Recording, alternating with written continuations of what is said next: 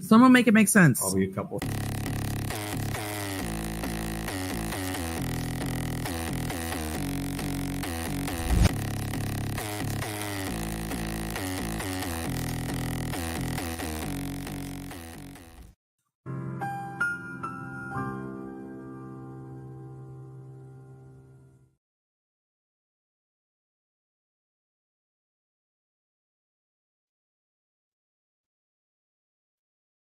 Okay, so I don't give up. So here I am. I'm back. I don't know if this one will work. I was like, gosh darn it. I don't know if I'm going to be able to do it tomorrow night. So, like, let's just try it again and we'll see. If we don't get to the case law, we don't get to the case law. Oh, it looks like I can actually see the chat now. Okay, I don't know what. Oh my gosh, I can see you guys. Were you guys there? I have no idea if that live stream even worked or not. That was the weirdest thing I've ever seen. Black Witter, wow, is asking, is this a fever police station? Yeah, I feel like it, right? This was crazy. I have no idea. I didn't even know if I was even live. I went on for 30 minutes. Like, I just, like, fully recognizing I might just be talking to myself, but like, that's okay. And then, so now it's working. Could you guys see it before that? Could you guys hear me? Were you guys in the chat? And it like literally, it looked like there was nobody watching it and I wasn't even live and there was no chat. And like, literally it was like dead, like flatline. That's what it looked like on my end. It was very weird. Oh, that's a bummer, man. Dude, I hate that. Well, we're going to do it again. That sucks. I wish I have no idea. I'm never not even be able to see y'all's comments or anything. So, okay, but here's the flow chart that I made. This was like a feat for me because like all of the challenges, but the plan was to go over this flow chart when we get to the case law. I don't know if we're going to get to the case law now, but I wanted to pull it up because I think it looks very nice visually and it's a nice change from, just a change from the usual. But I'm so happy to see you guys though. Okay. Hopefully everyone else that was here or was there, but I didn't know was there will join us. That was the weirdest fucking thing. Black Witter, thank you. Black Witter saying it's a beautiful chart. Thank you. Yeah. I guess you did hear me before, but for anyone who didn't, I tried to find like a free template online. Well, there's no such thing exists. So I was like, fuck it. Like I will make my own. I will start with a blank thing and I will start with shapes and I will make the shapes and I will make the flow chart. And so, yeah, it boils it down. It was a good exercise for me. And, we've even got some case law cited here. Let me move my mouse. Yeah, some case law. Now, of course, this is with the premise, right, of using the case law that was presented by the defense. But anyway, thank you. Black Witter says she likes the arrows and shapes. Thank you. Yeah, it is visually, it's nice, isn't it? And I will say this much. I used, shout out to Adobe, like the same program that I used to make all my thumbnails, which makes it so easy, is what I used to make this flow chart. Now, I will say again, there was no template. I started from scratch with a blank white thing, like, background, as you can see, right? Like there was no template, but Adobe makes things really easy. So in other words, like it makes it really easy for me if I ever wanted to do another flow chart, I can now use this as my own template, by which I mean, if there's ever another situation where we need a flow chart, I can pull this up and I can very easily change the text and keep the background and the shapes and the arrows and shit as like a template. Like I can have my own template. So Adobe makes it really easy once you make something to like edit it and then without having to start from scratch. So yeah, shout out to Adobe. So, oh my God, what a disaster, dude. I'm sorry. Oh, is it really? Okay. That's good to know. Thank you, Candace. Yeah, I mean, this was supposed to start a long time ago, but it was just all of the challenges. And like I said, if you guys heard me before, I was popping in and out with all the other law tubers doing the different things, and like it seems like everybody was having major issues today. So I don't know, man. I mean, not like I'm sure the least technologically inclined of everybody, but I think that there are some issues happening clearly on beyond everyone's control. So Fucking hell. Okay, so what were we doing? All right, so the flog chart. All right, this is the first thing. So let's jump into the Canton, dude, because this is the thing that's so nuts. And I know you guys might have already seen the beginning of it, but I'm going to start from the beginning because we weren't that far in and not everybody probably saw it. So let me do this. Hold on. Dude, it's epic as fuck anyway, right? So like, okay, hold on. Hold on. There's a song there. Let me hold on. I'm gonna have to stop sharing so I can reshare the other thing. Hold on just a sec, guys.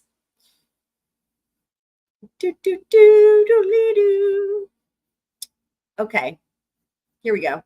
Julio. So, whoa. So I know I showed you guys this before, but this is so fucking funny to me how like how it says where is it? Their quote. Anyone can have an opinion, an informed one takes work. Well, I will say this much for them. They have certainly inspired their local constituents to take part in the role of the government. And that is good. Also, check this out. Look at this dude just sitting here. Look at this. Look at this dude. You guys recognize him?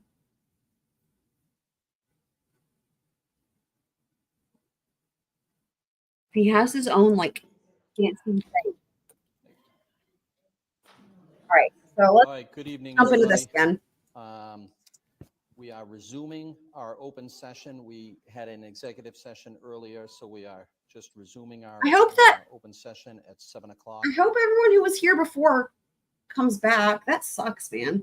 But welcome to the select board meeting of July 9th. I couldn't see y'all. As a reminder, this meeting is being recorded by Canton Community Television, and our vice chair, Mr. McCourt, is out of town, so he will not be joining us.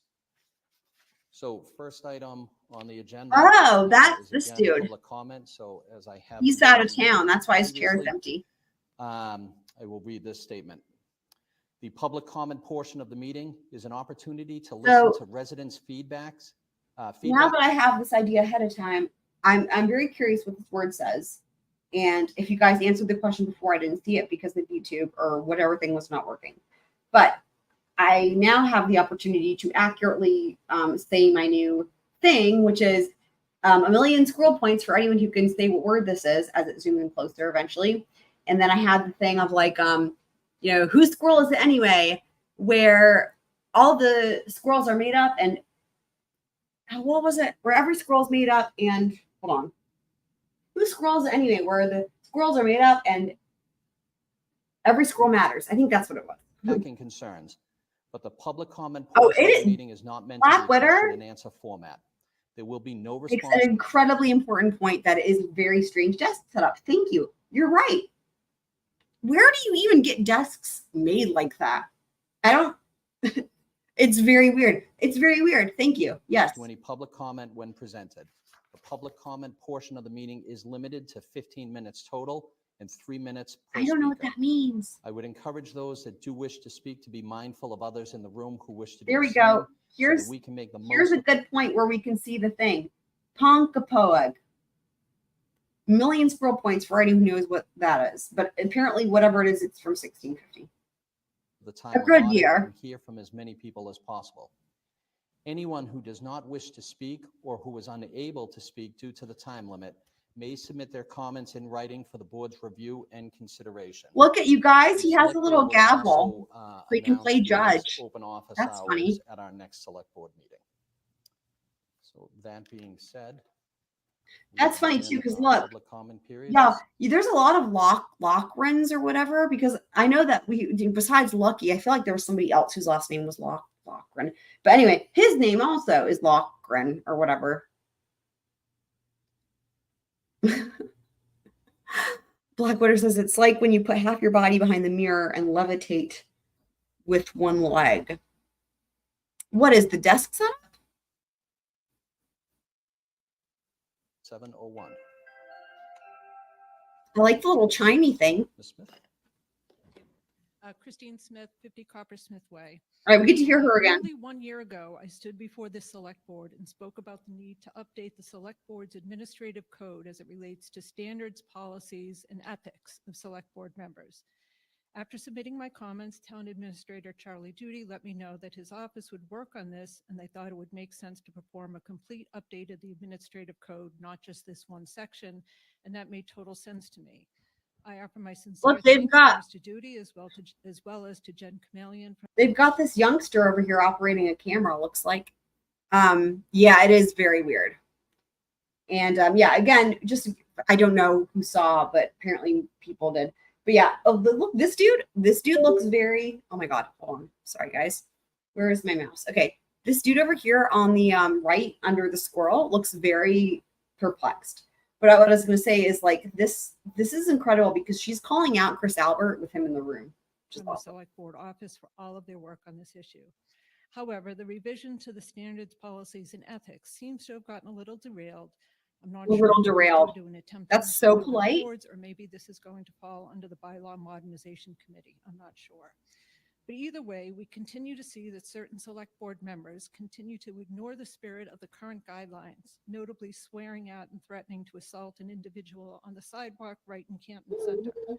I stand here today to renew my request for the select board to take action on this matter.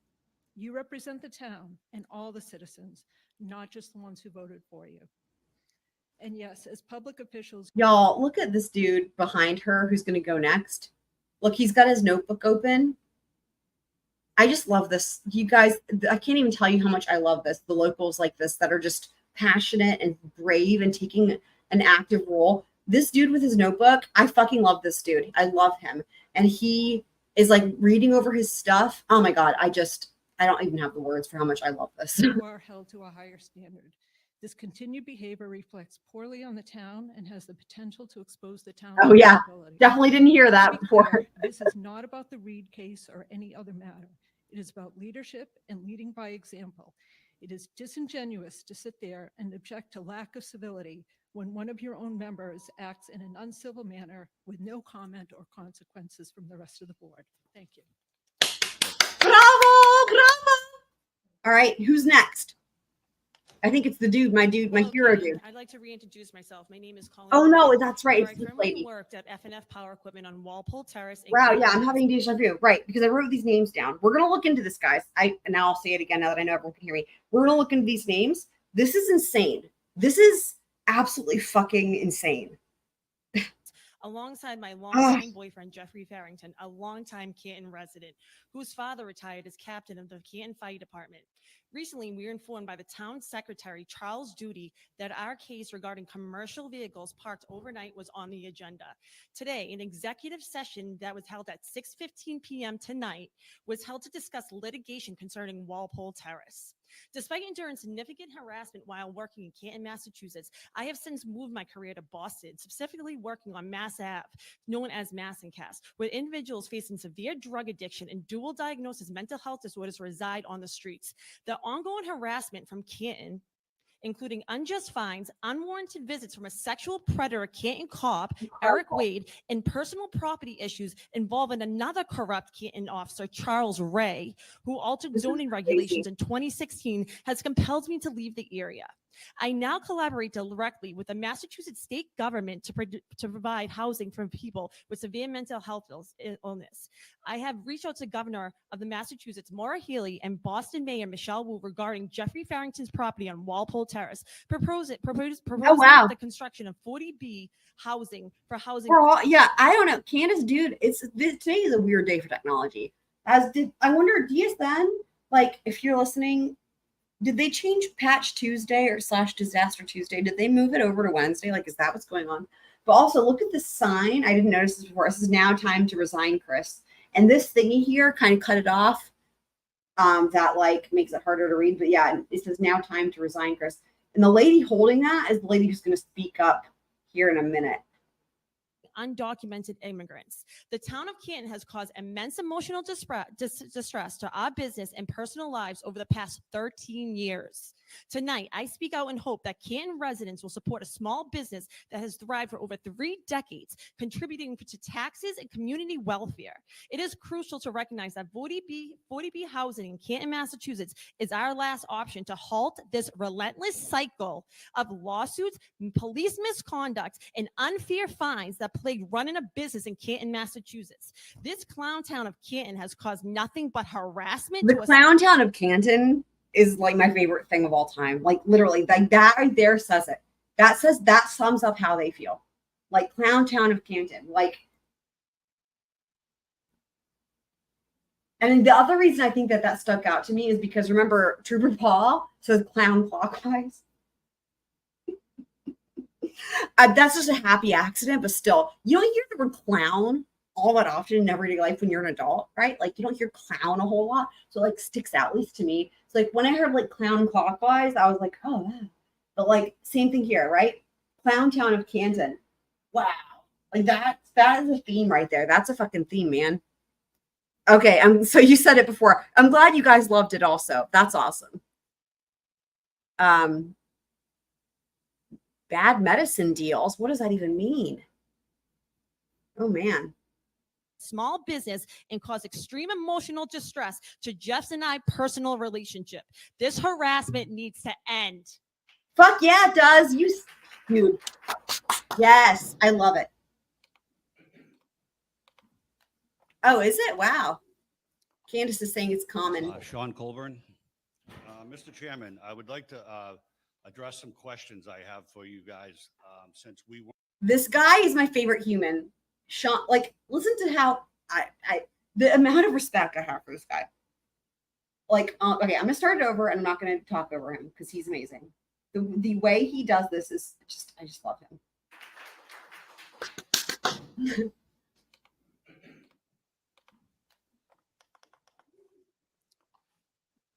Sean Culvern.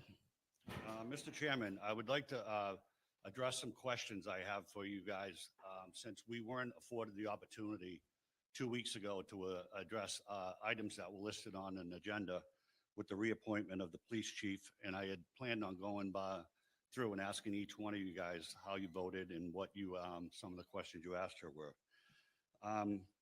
How was the determination? I can't help it. I'm gonna pause it not to look at his t-shirt, you guys. Something leisure club.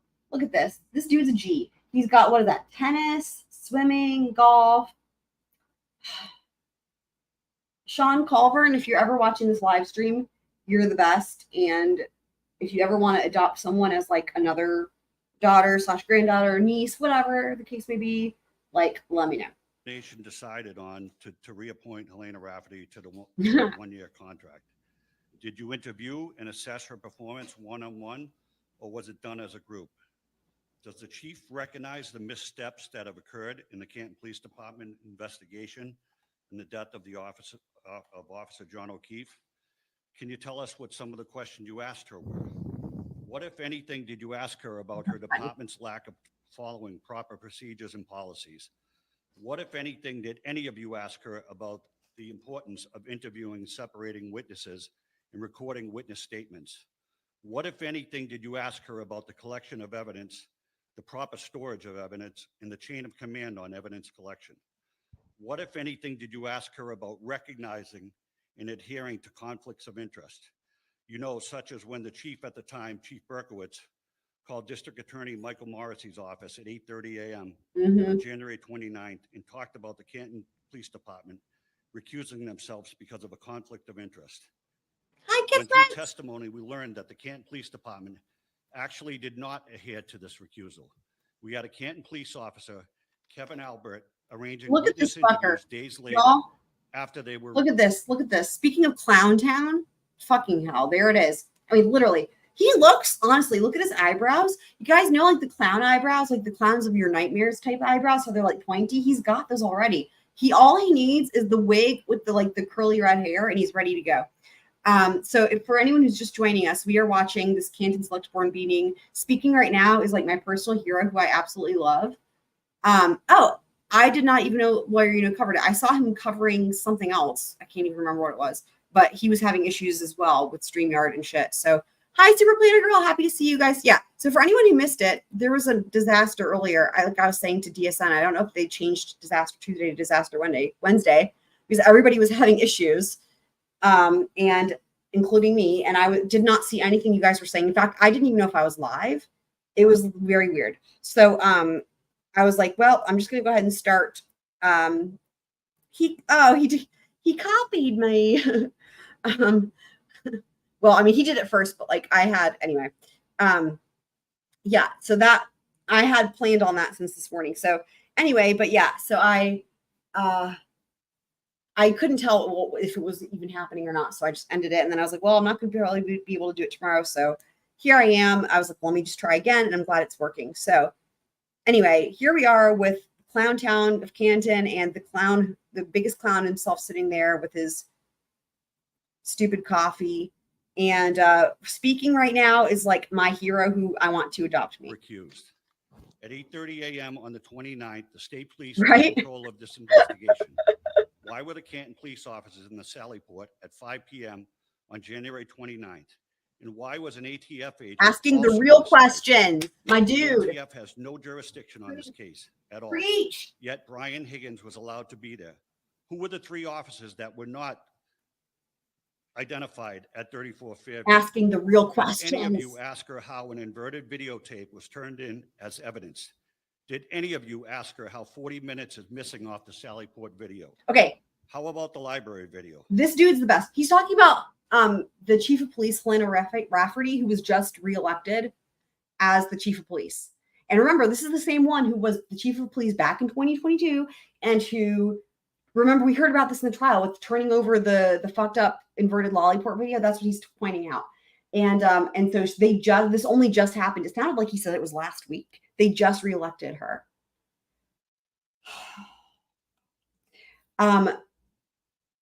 This is, I'm just so glad this exists. This is really important to give us this insight.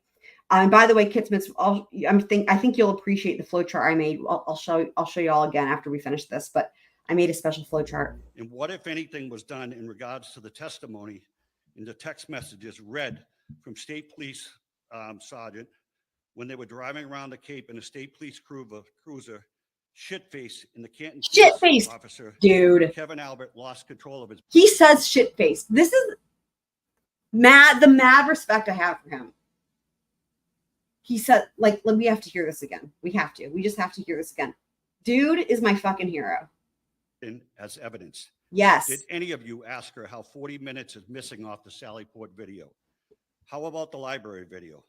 And what, if anything, was done in regards to the testimony in the text messages read from state police sergeant when they were driving around the Cape in a state police cruiser, shit-faced in the Canton police officer, Kevin Albert lost control of his badge and his gun? Were they ever recovered? Was there any disciplinary action taken? Do it. I think Yes, these are just a few yes, of the sir. things that come to mind. This is your job to ask these questions, not mine. We Yes. are taxpayers as a community. We should have been afforded the opportunity to ask these questions 2 weeks ago sir. on an item that was listed as an agenda item. Yep. You were in violation of mass open meeting law. Thank you. Thank you. Love it. Yes. You guys, this just gets me so amped. This is the people not just complaining, but trying amongst fuckers like this guy sitting here. Look at him. They are trying to create the change instead of just complaining. And look at what they're up against, man. This meeting is so revealing as to what, like, we don't even know the half of what's like, it's just more fucked up than we thought. It's so crazy. It's so crazy. Absolutely. Yep. 100%. Yep. Bravo. Okay. Real quick. I'm just going to show you the flow chart. Hold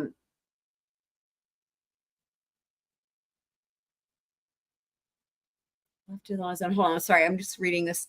I know, right? He is over there, kind of like in timeout. Okay. Let me show you real quick. Oh, Bobby Cat was here. Are you serious? Was it Bobby Cat? No way. Are you saying Bobby Cat was here? Oh my God. I'm going to be heartbroken if I missed her because I haven't seen her in a while and she's awesome. If it was Bobby Cat, that's got to be who you're talking about. Fucking dude. Shout out to Bobby Cat. Oh my God. I don't have any way to even, I don't think she's on Discord. It's Bobby Cat. Yeah. She was there for every single one of my Be Heard. She's amazing. She's awesome. She's awesome. I'm glad you guys got to meet her. Oh my God. She's amazing. I hope she's listening. Oh my God. And Wifey's here. What is happening? Wifey. So let me show you guys the flow chart real quick. I'm going to have to stop sharing and then we'll pull it back up. So hold on. What is happening? Okay. What a crazy day. So here's the flow chart for anyone who didn't see. Oh my gosh, let me pull on my banner. There's the flow chart. So we're going to take a look at it more when we get to the case law.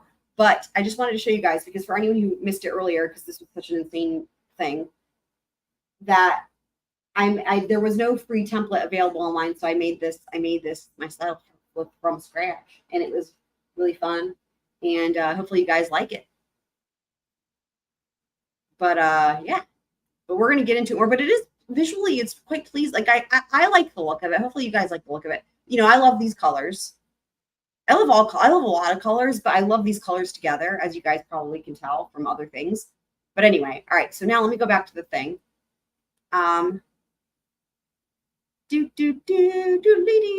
Okay, here we go. We're back to the meeting, and we're back where we started from. Okay, so we're going to get to the next person. Miss O'Donnell? Miss O'Donnell, right. The Yep. American Revolution. Oh, yeah, Miss O'Donnell. 1775 as an open conflict between the United 13 colonies and Great Britain. Many factors played a role in the desires to fight for independence. Miss O'Donnell starts out mild-mannered, but just you guys But wait. they also shaped the very Yes, you guys foundation wait. of the United States of America. The Americans felt that they should have equal rights to the Englishmen. The British, on the other hand, thought Yeah, we'll look that at the chart. colonies were I just wanted to created show you to some be used in the ways that best suited the crown and the parliament. This seems a lot like our current reality in Canton. She's like, This y'all, we're going back in conflict time. embodied in one of the rallying cries of the American Revolution. Also, No taxation. I like her shorts. I'm a big fan of like the black denim shorts. In fact, I have a couple pairs myself, without my own. representation. To me, this sounds like our current day Canton. While we pay all our Clowntown. taxes, our services, leaders, and police departments only service the entitled, selected few, while those entitled in our governance try to silence our concerns. Another driving force behind the revolution was an outcry against the judicial system that was in place, offering yet another airy comparison, ironically enough, involving 6 British soldiers. After 6 British soldiers were acquitted and 2 dishonorably discharged for the Boston Massacre, the British government changed the rules. From then on, officers accused of any offense in the colonies would be sent to England for trial. This meant that fewer witnesses would be on hand to give their accounts of the events and led to even fewer convictions. Wouldn't it be nice to watch Proctor's hearings for his indiscretions? Right, dude? This makes I'm so glad she said that because I'm pissed that we don't get to see that. matters even worse. Jury trials were replaced with verdicts. I agree, Kit and Smith. punishments handed down directly by colony judges. Over time, No, I agree. I agree. She didn't. The 3 minutes goes by really fast. And what's funny is at the beginning, it sounded like you said 15 minutes, but obviously it was 3. I don't know. But yeah, she could have skipped the preamble, right, and gotten straight to the heart of the issues and stuck to the time limit. colonial authorities lost power over this as well, because the judges were known to be chosen, paid, and supervised by the British government. Again, dauntingly familiar. The right to a fair trial by jury of their peers was no longer possible to many. John Adams once said, "Facts are stubborn things, and whatever may be our wishes, our inclinations." This really proves, you guys, we heard how many founding fathers did we hear quoted in the trial and like closing arguments and shit? Like, They fucking love their John Adams over here, apparently, right? I mean, because here it is again. It's like, wow, you really get a sense for who they are over there. I mean, I've never fucking been to Boston, but like, you know, I probably know about it the way other people do of like, you know, how's that reputation? But boy, it's not even a joke. It's not a stereotype. They seem to really, truly love their history and their founding fathers. Or the dictates of our passions. They cannot alter the state of the facts and the evidence. What frightens me most is even after watching the same trial for 10 weeks, so many still blindly trust and follow the corrupt. Good and point. avoid the facts and evidence that would have convicted Karen Reed. There is lack of it. You're right. To bring justice for John O'Keefe. Rather, they chose to keep supporting those. You know what's funny? There's the thing is it's a Commonwealth thing, right? Because think about it, like to what Kit Smith said about Ben Franklin in Philadelphia, right? Because Pennsylvania is another Commonwealth. Who would it be, you guys? Who would it be in Virginia? Because I think there's 4 Commonwealths in the U.S. and the other one is somewhere random. It's like somewhere you wouldn't expect. But the 3 that are obvious are Virginia, Pennsylvania, and Massachusetts. But who's the big founding father out of Virginia then? Who would they love there? I can't remember. Who have factually been proven to be corrupt and dirty. Thank you, Ms. O'Donnell. To those Ms. O'Donnell, that's it. who find our Ms. fight for O'Donnell, truth, I'm going to ask you to justice, settle and down. our American rights I'm going to ask you to leave, so Ms. O'Donnell. unacceptable to tonight. I Officer. quote Captain John Paul Jones, 1779. I have not begun to fight. Thank you, Ms. O'Donnell. Her face is awesome though, man. Look at her. Oh, wow. Oh, man. It's not over yet either. I don't even know who that is, but sounds like another founding father. I'm following the rules. We live in America, Captain. dude. Question I- on history. Ms. O'Donnell, please. Talking to me, but I will stay quiet. No need to leave.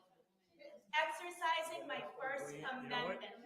Ms. O'Donnell. Okay, I'm going to speak. I'm going to speak now. Ms. O'Donnell, you're being disruptive to the meeting. I'm asking you to leave. Thank you. Thank you. Nothing to leave for. I haven't broken any law. Did DSN pop in here or did I Okay. imagine that? Technology's so weird today, man. I said I would stand here quietly. I will stand here quietly. She only went over a few minutes, a minute. Okay, I'm going to, come on, well, you're wearing crisis for crying out loud. I know it's my imagination. I know it's my imagination. All right, folks, please be respectful. Ms. Lombardi, this is it? Yes, thank you. Okay, listen, Rita Lombardi, and I can't believe I'm standing here. I can't remember if I said this the first time or not because that was so weird because I didn't know if I was live. But like I did point out, and I think it's interesting how you can really get a feel for this community because the person who's running this meeting knows every single person there by first and last name without anything written. Like they all know each other personally. Like you can tell they all, and you're going to hear them actually talk to each other. Every single person there, they all know each other. Like we got that feel from the trial in terms of like the law enforcement community and shit. But like literally, it's this entire community. It's crazy. Like they all know each other. It's wild.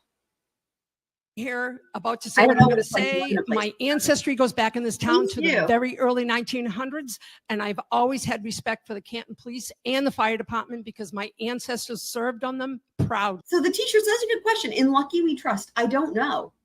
You know, the Shamrock, that's an Irish thing.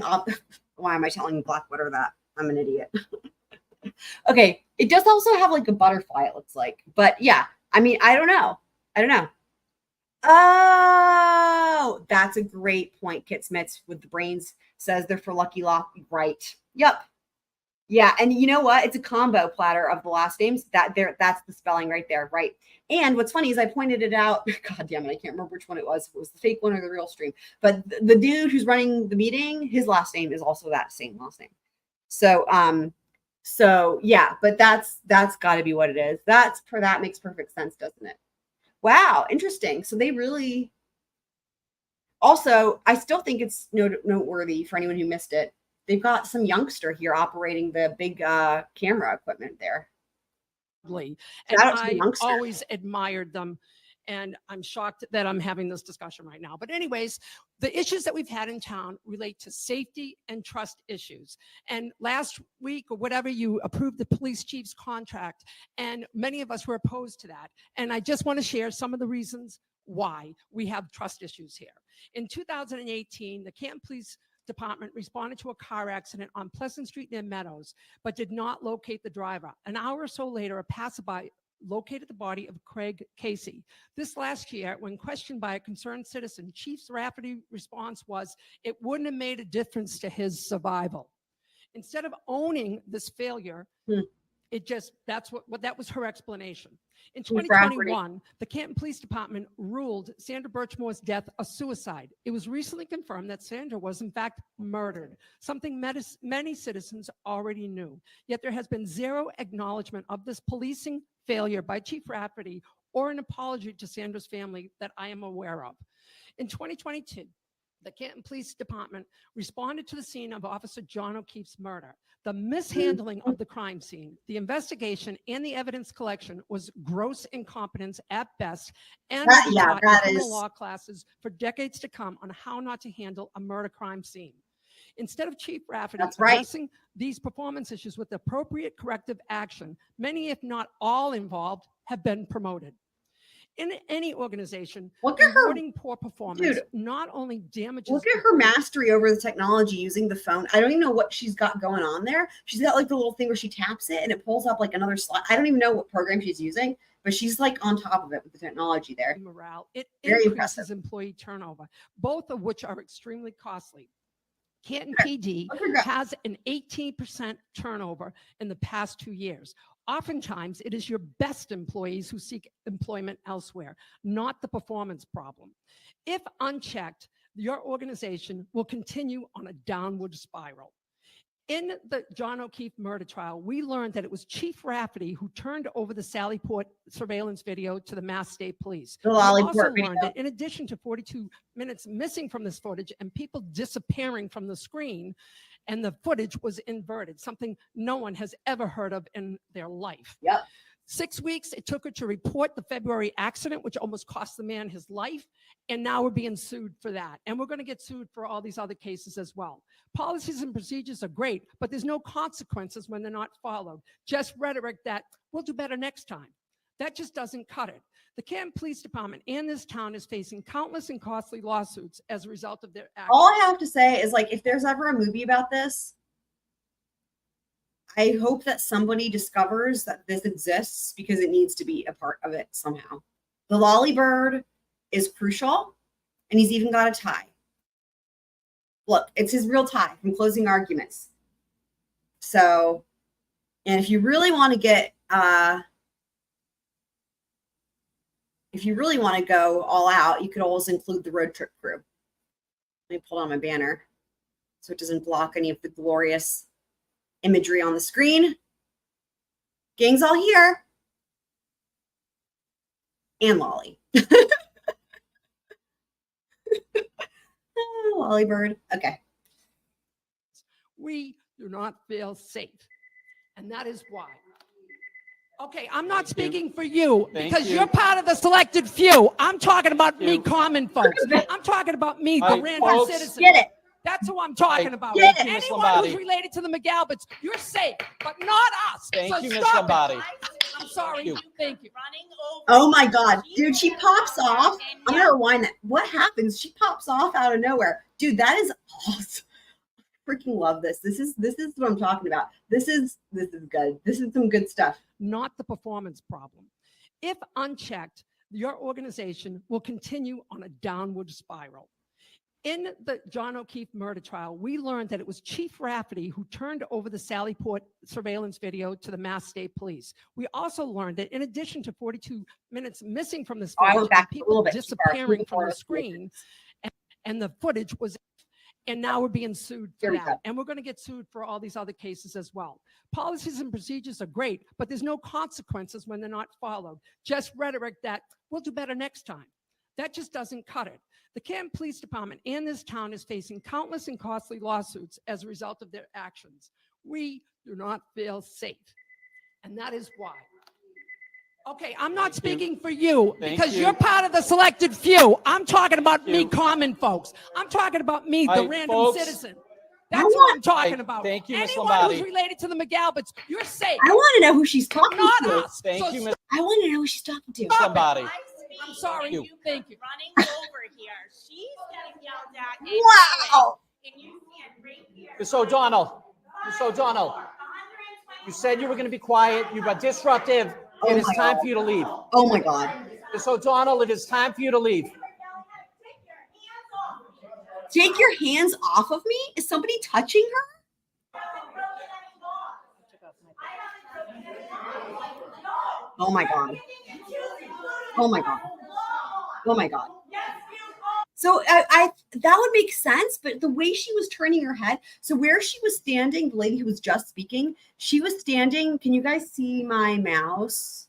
Okay, you can't see my mouse. She was standing, if you look like on the right-hand side of the screen, that's where her podium thingy was. So she was over there facing in the front, but the way she was turning her head, she was looking directly to the left as if it was somebody in the like audience, if you can call it that, instead of a head. So that's why it seemed like it was somebody else who was in the room that was another community member or something. All right, can we just start our meeting? What do we do with her? What do we do with her? Wow. Ms. O'Donnell,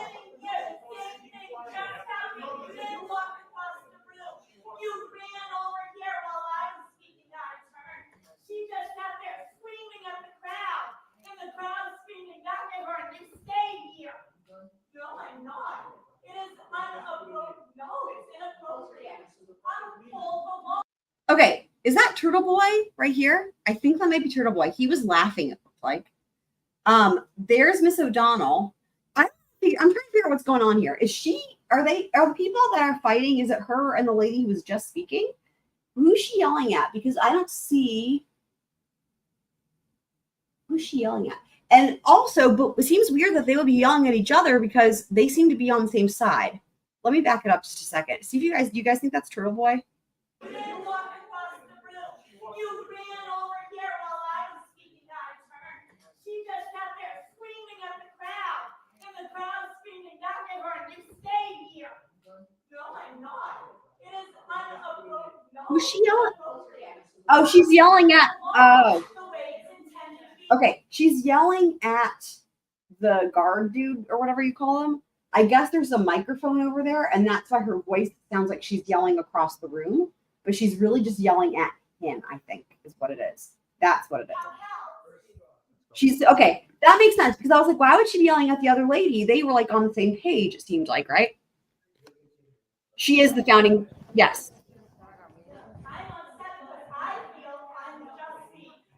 No, you're standing in front of me. Yeah, that's Miss O'Donnell. It is the same. It's the founding fathers lady.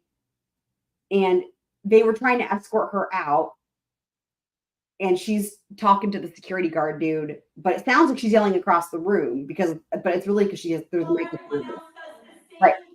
Ms. O'Donnell, The microphone is right here. That's why it sounds like she's yelling across the room. But she's just talking to the security guard, I think. Ms. O'Donnell, you're disruptive to the meeting. We just start our meeting. You're being disruptive to the meeting. It's time for you to go. Oh, there's Lombardi right there. Right. Okay. Thank you, Ms. There's O'Donnell. Lombardi. Thank you. Right, there's Lombardi. Okay, yeah. So she's right. Oh God. Look at her shaking her head. She's like, oh, what a shame. Fucking hell. Wow.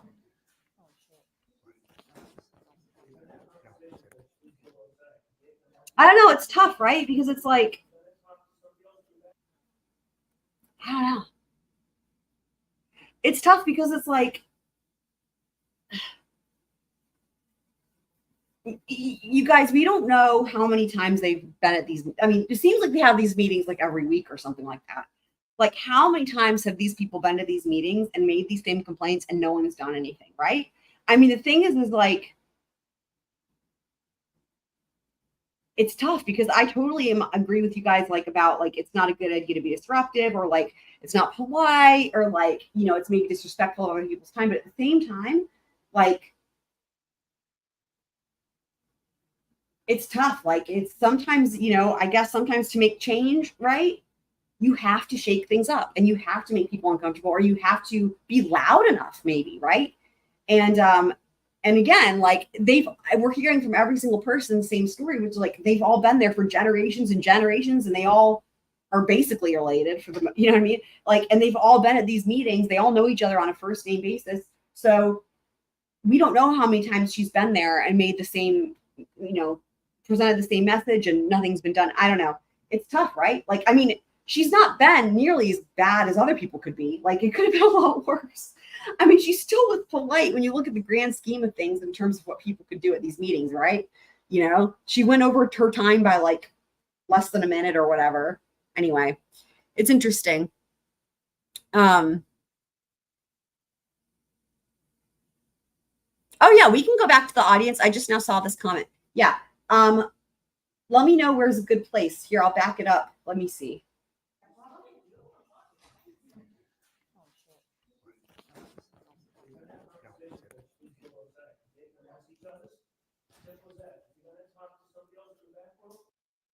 So is there another shot that shows more of the audience, or is this a good shot?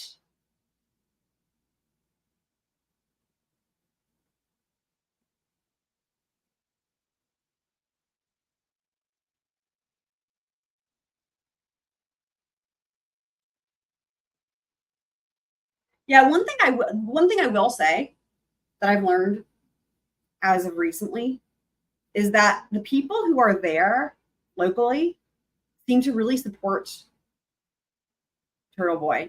What was it? I was watching an interview that was not on a mainstream. It was some local interview on some local channel that just popped up on YouTube on autoplay or whatever. It was somebody who was friends with John O'Keefe growing up or whatever. And this is like an older dude who's like all business, like professional, like nice house, whatever the fuck, like blah blah. Like looks like he might be, I don't know.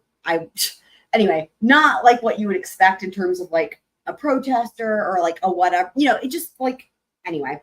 But it was like really funny when the dude asked him about Turtle Boy, and he was like, yeah, I watch all of his shows, and, you know, and talked about him. He called him Aiden, you know, and anyway, it's like, these are the local folks that know him or whatever. And I was like, wow, like, you know, the local people, I guess they feel like he's giving them a voice. I don't know. But obviously there's a lot of controversy. Y'all know. So, but I did think it was interesting that the local people seem to really support and trust in him for the most part. And that, you know,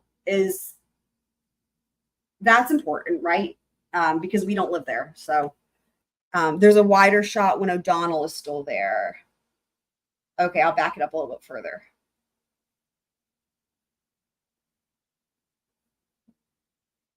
Aha, there we go. Is this good? This is a good shot, huh? Yeah, because, you know, the local perspective, right? I mean, it's just like what I was saying on the previous live stream, the one that I didn't know if it was even working or not, where like not the first lady, the second lady that spoke, I was like, what the fuck? She's talking about all these other issues that I'm like, we haven't even heard about that in the media at all. Like sexual harassment and all this other stuff. I was like, what? There's more issues in Canton that have nothing to do with Karen Reed and John O'Keefe that we haven't even heard about. Like, this is insane, you know? So it's important I really actually enjoy having the local. In fact, I plan to keep up with these local meetings here because I really enjoy this. I actually prefer this to anything in the media in terms of this. Like, this is the real, these are the people, and can't, like, I don't know. There's no spin. This is just hearing it what it is, right? So this is a town hall meeting, right? So, so yeah, so here's the good picture.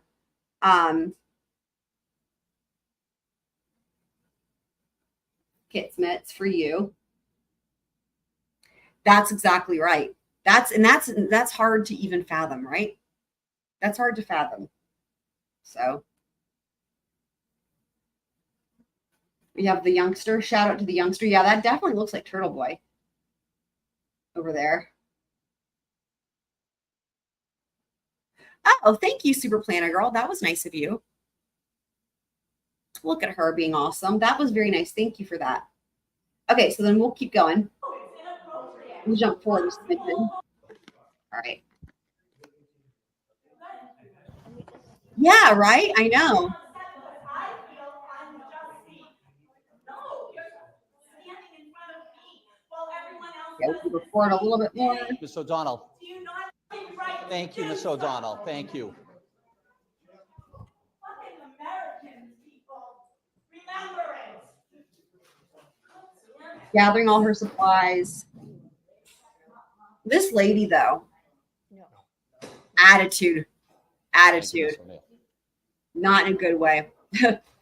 Oh, is Iowa? Hi, happy to see you. I was actually watching your stream was it this morning? Happy to see you, my friend.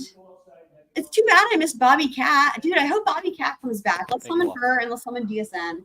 All right, before we get on to And the Dr. next Bob. agenda item, we have two statements. Dude, to you know read. what? I just So- realized something. Dr. Bob could fucking go to one of these because he's local. Mr. Albert, do you want to go first? Yeah, I'll go first. Okay, as many of you know, I've had two recent verbal This is altercations just, with I don't- members of the public outside of my role as a select board. And when you Despite the there, dude, tremendous Turtle Boy's fucking harassment, there in the stress, room. and anxiety that my family, extended family, and I have been subjected to over the past 16 months, my interactions were inappropriate, and as an elected official, I am held to a higher standard. How And I sincere. understand that the Wow. residents of Canton expect public officials to always conduct themselves professionally and focus on the business of the town. I apologize for my recent reaction This is and will disgusting. refrain from any further public incidents that I'm becoming as a member of this Canton Select Board. Thank you. I don't think he even wrote that. He's total with that last sentence. No, he's part. Thank you, Mr. Albert. Oh, wow. An additional statement. That's interesting because Turtle Boy, hold on. Unless it's not him, but like that looks like him. But you guys, he's clapping. Hold on. That's interesting. Let's watch that again, you guys. Hold on. He looked like he was actually like clap. Hold on. Back it up. I apologize for my recent reaction and will refrain from any further No, I public agree, incidents Blackwater. that I'm becoming 100%. a Well, let's member look of at this this Canton Select reaction. Hold Board. on. Thank you. Look at Turtle Boy. Thank you, Mr. Albert. Unless An that's- additional Is statement. that not him? I mean, it looks like him. What? Am I crazy? I couldn't tell it was him until that part where I paused it earlier because it looked like he was laughing because I think he took his hat off, and so you could see his face better. But like, interesting. Is he like? Yeah, I mean, right, but that just still surprises me coming from him or anyone. I mean, like, dude, if I was in that room, I would not be doing polite applause, and I don't even have any personal beef with him. I would be like, fuck you. Here's the middle finger. I mean, I don't know if I would literally be like that, but I would be thinking it.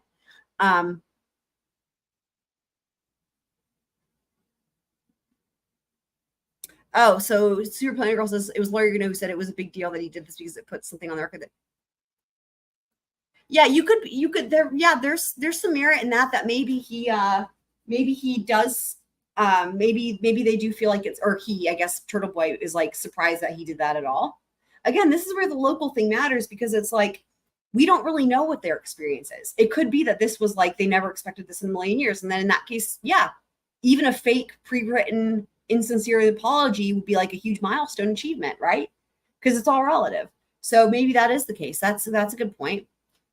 Right. I know. Right. It could be, that's a good point. Right. Not sincere, but still official. Yeah. Yeah, I hadn't watched that, so I didn't see that yet. So I appreciate y'all letting me know because y'all know I love his input. So, right, yeah. Okay, so I do think that lady who has the attitude is the one who's like, can we have our meeting now? Chief Rafferty has placed Kevin Albert on paid administrative leave. Yeah, Outside and Yeah. please be quiet. While an outside independent investigation is being conducted relative Yeah. to his actions in a case he investigated with Michael Proctor approximately 2 years ago, Kevin Albert was placed on leave on June 13th. The one thing that's interesting, do you guys know the answer to this? Because so what we know is it has something to do with something with Trooper Proctor 2 years ago. Is this the thing where they were drunk and he lost his badge and his gun? Is that what that's got to be what they're referring to, right? Because I remember when I first initially read about it, I was like, wait, they said something about a case. And I was like, wait, what are they referring to? Is there another fucked up? Anyway. Yeah, like a toddler is right. Oh, is that Duncan? Oh, that's so funny. You're right. It is Duncan, isn't it? How funny. Okay, yeah. Wow. Well, isn't that part of the problem though? Okay. I think, hold on. Speaking of this, I think this is pretty much the end of like, okay, let me just see something real quick. And will remain on leave until the results of the investigation are provided. Okay, we're gonna get to this part and then we're gonna go to the affidavit and then we'll finish it. All right. All right, first on the agenda for tonight. Perfect. Yep, that ends the first part of this where they have the public speaking. The rest of this is just like, we don't have to watch it. We can. It's up to y'all. But they're just like talking about the other township. But like basically, now is a good time just to jump over to the affidavit. All right, let's do this. I'm excited. So this, oh wait, why is it not sharing? Oh, I have to share my whole window. Hold on while I do this thing correctly so you guys can see it. Okay, here we go. Aha, excellente. So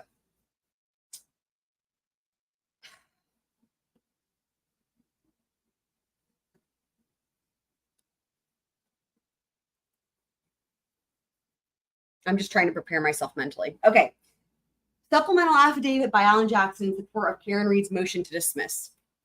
I, Alan Jackson, declare I am a partner at Los Angeles law firm of Worksman Jackson Quinn LLP, and I've been licensed to practice law since 1994. I'm counsel for Karen Reed, of course, appearing pro hoc vice. On Monday, July 8th, 2024, I was contacted by Juror D.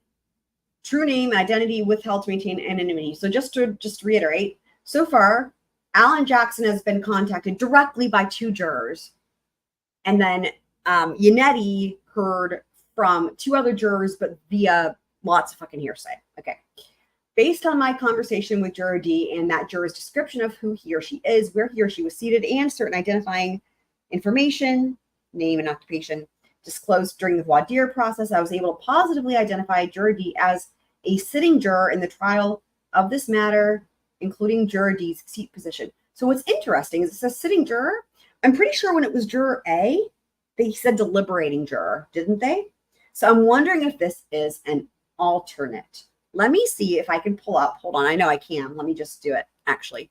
So hold on. Let me pull up the other one, because that's an important distinction, and I think that this is an alternate.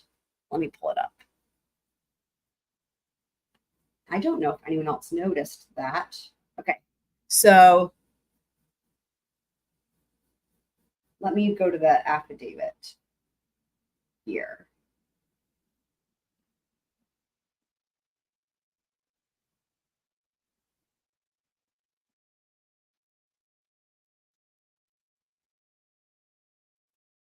Interesting. So this one says, actually, based on my conversation, blah, blah, I was able to positively identify which juror he or she was.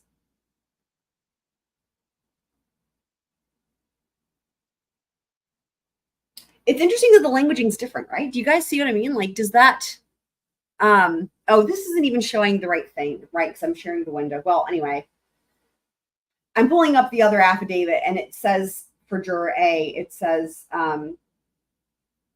based on my conversation with Juror A and that juror's description of who he or she is, where they were seated, I was able to positively identify which juror he or she was. And then the difference being on this one, it says, I was able to positively identify Juror D as a sitting juror, including their seat position. So it's interesting. I mean, you would think they would be the same languaging, right? Oh, that's true. Yeah, that's true. Okay, Jurity told me that he or she decided to reach out to me because he or she was uncomfortable with how the trial ended. He or she said that the last day of the trial was a whirlwind and everything happened fast. He or she recounted that his or her perspective was that the jury was brought into the courtroom, the note was read, the mistrial was declared, and the jury was then rushed out of the courtroom. Following a brief meeting with the judge, the next thing they all knew, the jury was on the bus. He or she described the end of the trial as very confusing. Oh, and then let me go to the.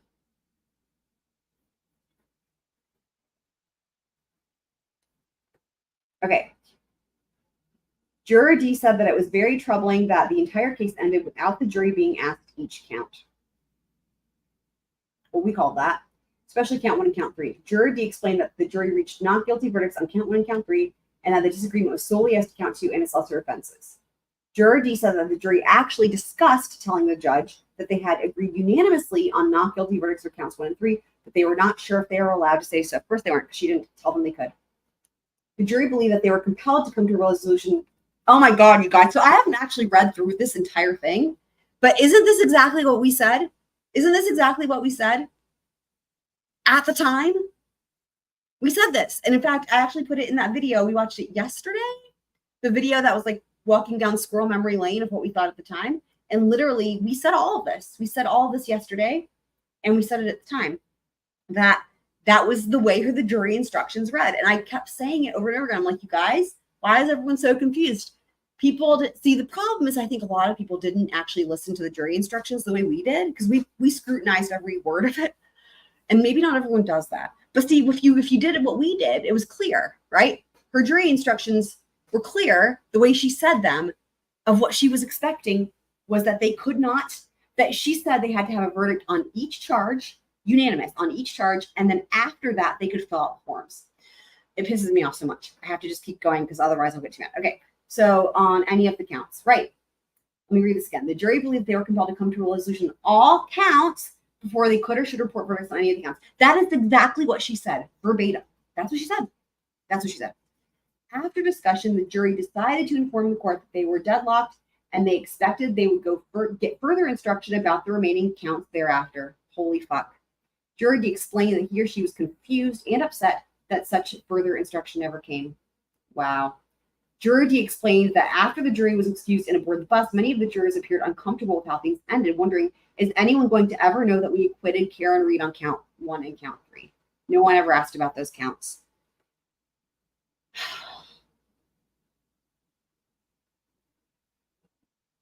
Remember what I said yesterday, guys?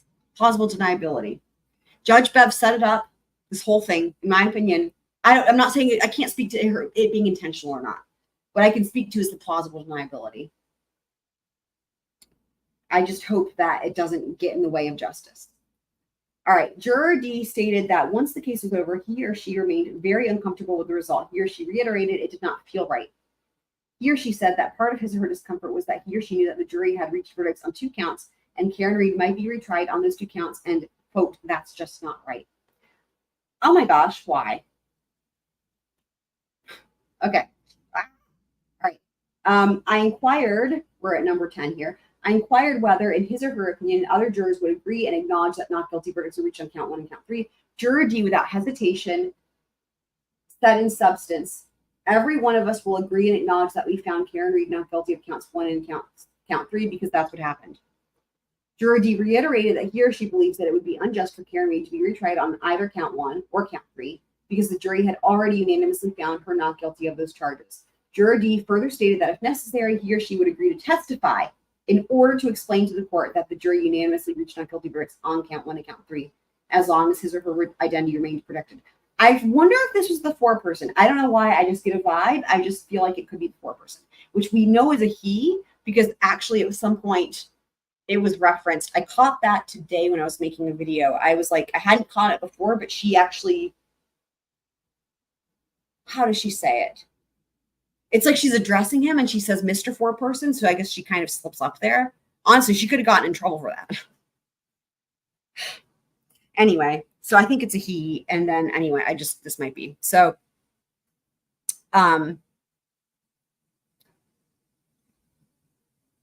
yeah. like I said it yesterday, those of you who were here, they're going to ask him, so then why didn't you check the boxes? And they're going to say, because we followed her instructions. That's what's going to happen. That's what's going to happen. Let me pull up my flow chart. Yeah, she called him sir. Okay, yeah, okay. So there was another thing too, that you're talking about when she first appointed him. So she actually slipped up twice then, because she said something. It was the day that she said the mistrial. She actually said something else, because that's what I was listening to. Let me pull up my flow chart. Hold on. I wish there was a way to just switch between what you're sharing without having to make it stop sharing, but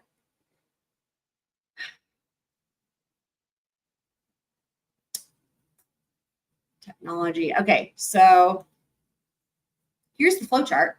So, all right.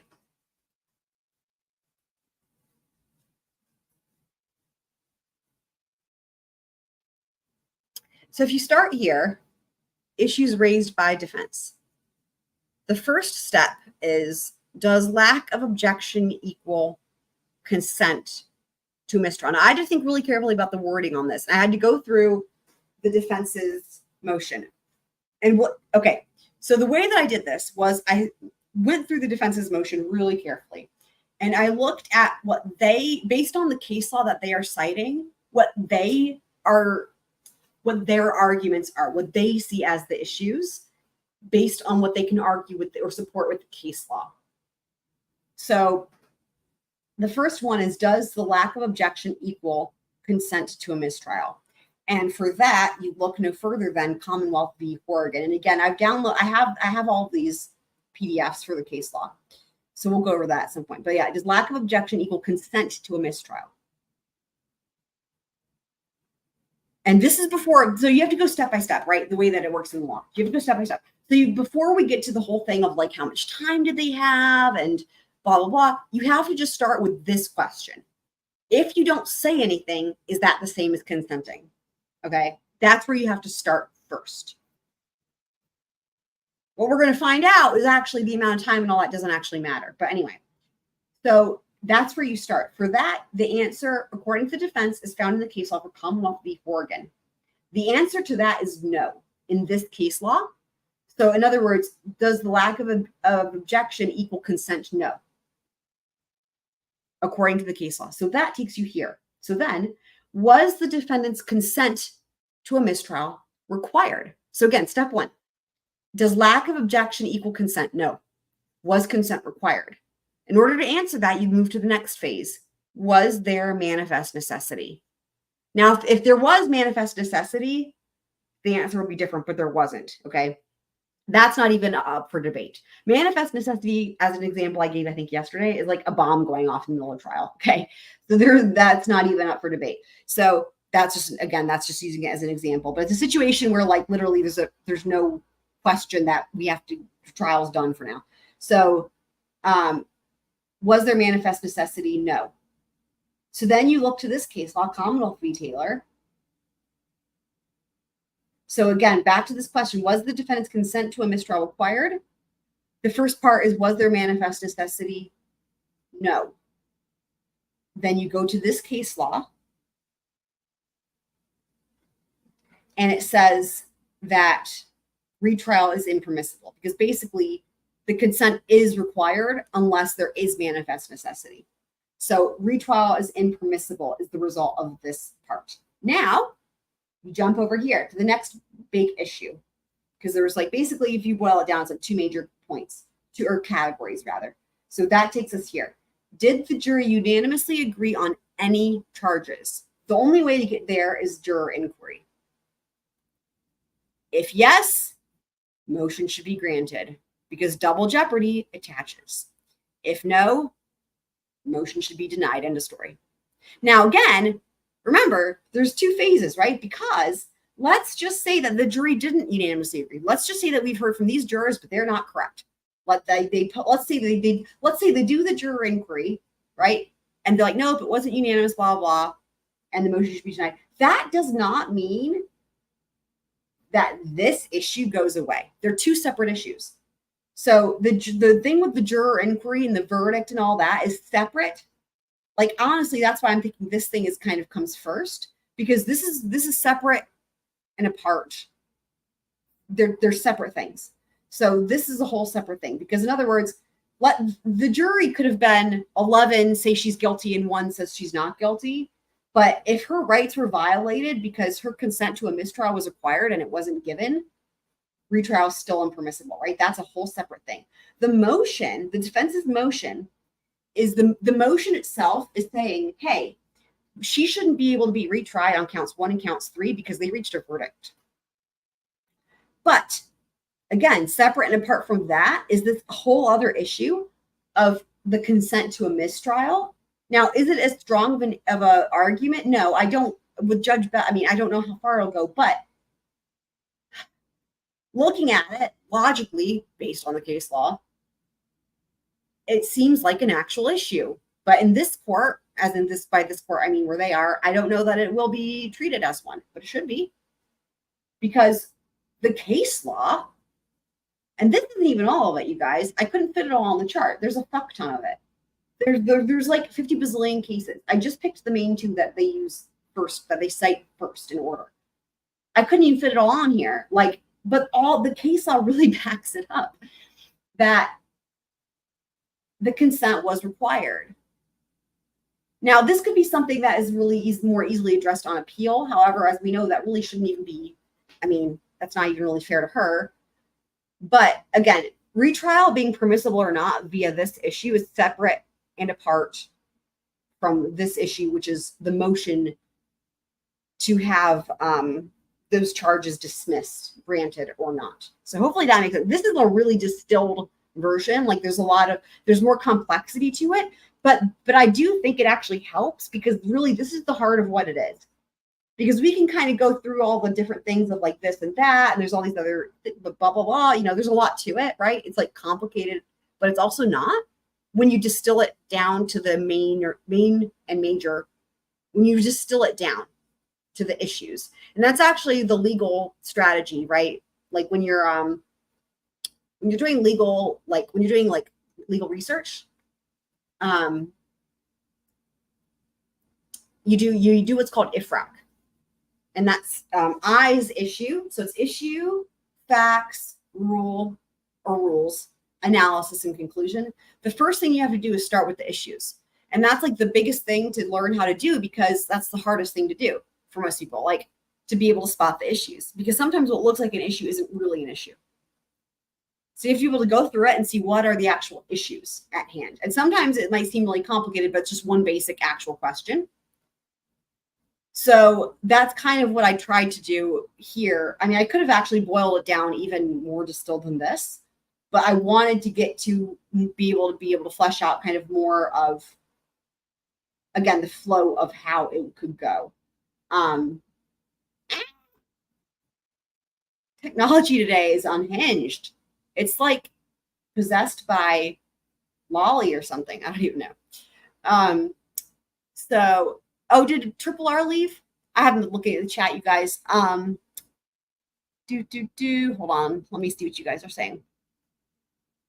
Oh, Blackwater has a morning seagull.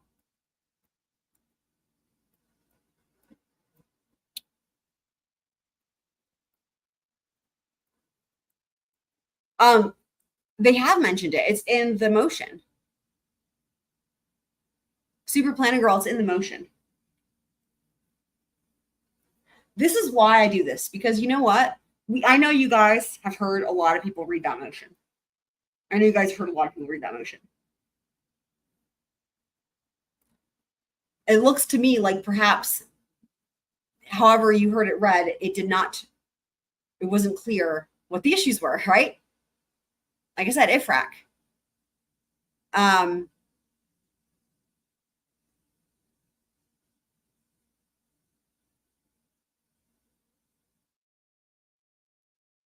Right. So when I say IFRAC, that's not how you write the document. That's how you analyze the document or analyze a motion.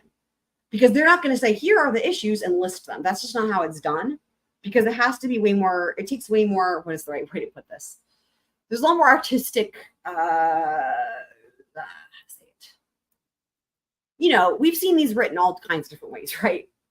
there's an art to it. So it's just when you take all the art and all the like, what did I call it last night? Legal document foreplay, and you take all that and you take all the exaggerating and the blah, blah, blah, and the flowery language, all that. Part of the job, if you're assessing it, is to be able to take all that and distill it down to the issues. They're not going to write it that way. They do it the opposite. So no, it's actually a lot more than a single line. Here, let's pull it up. I'm going to have to probably unshare, reshare again.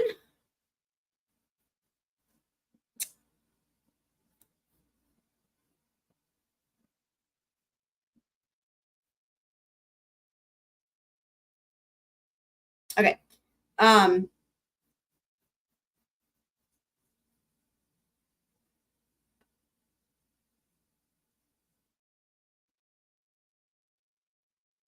So this is still the foreplay, as I'm calling it, the exposition. All right, so then where it is, yeah, I spent a lot of time on this today to really understand what their actual issues were that they were saying, and what their strongest arguments were, and how to distill it and make it into the chart. The chart, like, it looks simpler than it was to do, I would say. So let me find the part that was really important for that.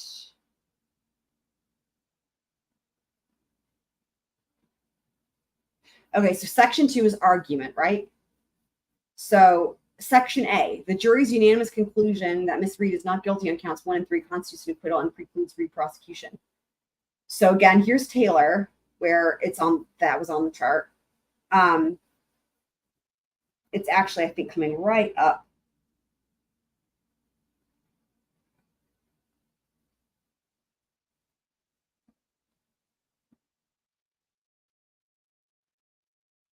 Hold on, let me find this. Okay, no, it's the next page. It's right. It's in this section. I think a lot of people kind of didn't really spend as much time on this section. I feel like. I think because okay, manifest necessity seems to be a legal phrase kind of specific to Massachusetts, and don't know that everyone's familiar with it.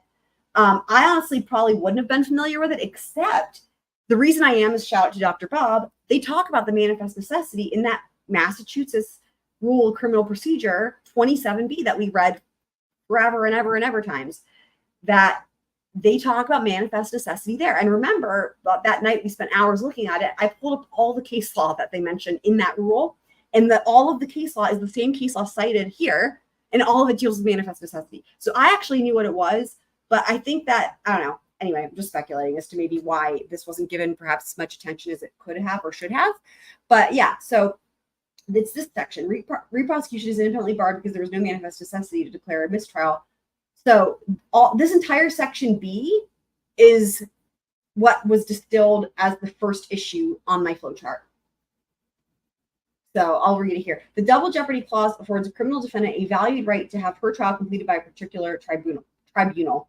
Thus, where a mistrial is entered without the defendant's request, I wish you guys could see my cursor. Why does it do this? Hold on. Let me just try to share it a different way because this matters. I swear to God, technology today is just... If I do it this way, will it work? Let's try it. Actually, if I do it this way, then I can go back and forth between this and the flowchart. Hold on. Okay.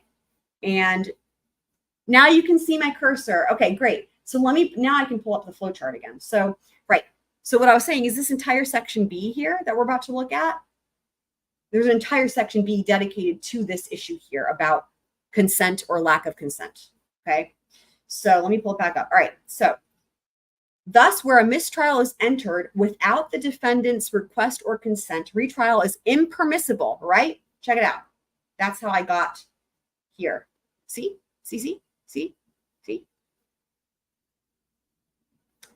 Retrial is impermissible unless there was a manifest necessity for the mistrial, right? That's exactly what I have on the chart, right? That's why I was like, the question, so the way that's worded, the manifest necessity is last, but that's actually the first question you have to ask. Was there manifest necessity? Then when you say no, then you go to the case law, which says retrial is impermissible. So you have to work backwards. Okay. Right here, Miss Reed did not consent to the declaration of a mistrial. And then here's some more case law. This is rejecting the argument.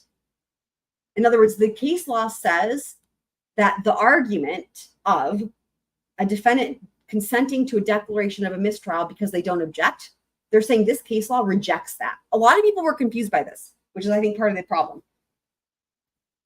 Essentially, instead of including the entire paragraph or whatever for the full quote, here they're trying to keep it more like concise by saying that in this case law, which we're going to read at some point, the case law in the opinion rejects the argument. The argument it rejects being that if you don't consent, or sorry, if you don't object, it means you consented, right? Again, that brings us back to this question, right? Does lack of objection equal consent? Okay. So now there's further case law. Absent the defendant's consent, state and federal double jeopardy protections bar, as a general rule, retrial of a defendant whose initial trial ends without a conviction. This rule is rooted in the importance to the defendant of being able once and for all to conclude blah, blah, blah. Okay, that's not the most important part here. Okay, here we go. We're still on the same topic of the consent thing, right? Why do I say that? Because the manifest necessity is intertwined with this. They're really intertwined, okay? Accordingly, the heavy burden of establishing manifest necessity, like I said, the example I gave was a bomb going off, to justify a mistrial is exclusively on the Commonwealth. Washington, this is U.S. Supreme Court case law. By the way, it's Arizona v. Washington, and it's not two states. It's Arizona, the state of Arizona v. Washington, and that's a person because I looked it up. Before a court declares a mistrial for manifest necessity, this is really fucking important. Remember, look to the flow chart. The only way around the retrial being impermissible, in other words, the only way to say a retrial is permissible, is if there was manifest necessity. So we have to, that's, again, I couldn't fit it all on the chart, but we have to establish that if that was there or not. That's what they're doing. So they're saying, like, the heavy burden of establishing manifest necessity falls exclusively on the Commonwealth. Even if there was, this is the key thing, even if there was manifest necessity, even if there was, in this case there wasn't, but even if there was, before a court declares a mistrial for manifest necessity, counsel must have been given full opportunity to be heard. You guys, this is insane. This matters. So what they're saying is, they're saying, Judge, it's this simple, okay? There was not manifest necessity. So retrial is impermissible. But even if there had been manifest necessity, even still, we needed to be heard first, right? Before a court declares a mistrial for manifest necessity, counsel must have been given full opportunity to be heard, and the trial judge must have given careful consideration to alternatives to mistrial. For anyone who missed it, we pointed it out last night, and I put a video out today. How much time did they have? 4.65 seconds. All right, here, and we're still on the same topic of the first issue on my chart. Here, the defense respectfully submits that the lack of opportunity to be heard is alone dispositive. Now, that sentence might be confusing. What this says is that, again, the lack of opportunity to be heard doesn't prove that they consented. Upon receiving a jury note, the court declared a mistrial and excused the jury without consulting counsel. And then here's from Jackson, which is really funny because we have this before we heard from the fourth juror, and the fourth juror said the same fucking thing. Here's some more case law. Right. And again, finding no manifest necessity, right?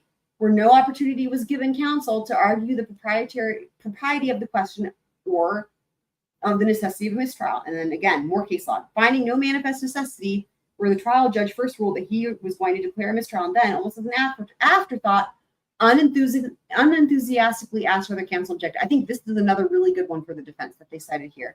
I don't think I have this one downloaded. Yeah, I need to do that. Commonwealth v. Stewart. Yeah, that's another really good one. Finding no manifest necessity, where the trial judge first ruled that he was going to declare a mistrial and then, almost as an afterthought, unenthusiastically asked whether counsel objected. This record is independently lacking on the second prong, as it reflects no careful consideration of alternatives to a mistrial. Here, there was one obvious alternative, to simply ask the jury to specify the charges on which it was deadlocked. Had the court done so, And the jury articulated its verdict consistent with the statements of jurors A, B, and C, and now also juror D. The double jeopardy implications have been clear and decisive. Sorry. So now it's changing into a different portion of the argument. But up to here, so what is that? 2 full pages, basically. It spends on that first issue that I have on my chart. Good night, Blackwater. I'm just looking at the chart. Oh my God, chart here. Where is my mouse? Okay.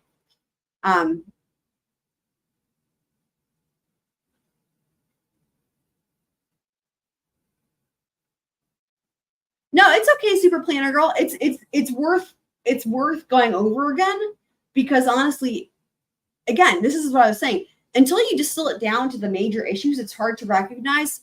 Okay, this is, I guess, what I was saying about the IFRAC thing. There's so much in this motion, and there's so much in these affidavits, that this is where the real challenge is distilling it into the main issues, because there's so many, right? There's so many. That's the thing. There's so many issues.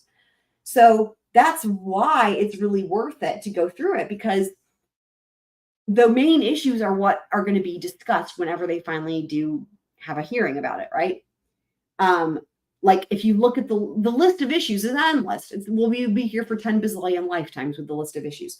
So it's not really until you go through and try to distill it, honestly, when you're confined by trying to make it into a flow chart and make it like, but really it's what you have to do for legal, like finding the salient points and finding the issues, that then do you realize what really matters? And what's funny is, like, again, reading through the motion, this part that we were just reading is not the part that stands out or maybe seems blah, blah, blah.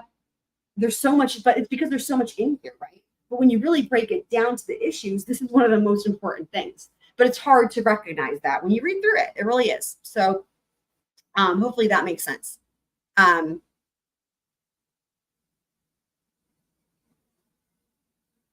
Oh, yeah, she skipped a bunch of steps. Well, and it's required from Rule 27B. Rule 27B requires it. And again, we covered that last night. But Rule 27B says that you have, and we went over that with Dr. Bob. It says they must poll the jury as to their verdict. It's a must. It's not a choice. It's a must. And like the video from yesterday that we watched at the beginning of the stream was like, here was our reaction at the time. And when she read the verdict or lack thereof and called a mistrial, the first words out of my mouth were like, wait a second, she didn't do any of the things she was supposed to do. I was like, wow, we went over that rule and we went all over that and she didn't do any of it. How come she's not doing this and that? And it was because of that rule and she didn't do any of it. And so now it's like, well, yeah, she was supposed to. I was like, well, I guess we were wrong. No, we weren't wrong. She was wrong, really. So yeah.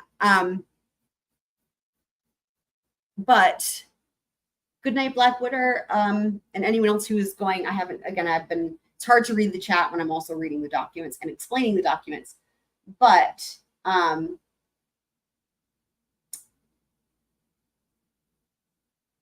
yeah, so I do intend to go over the case law, but I still have to finish getting all of it because there's some cases in here I'm still missing.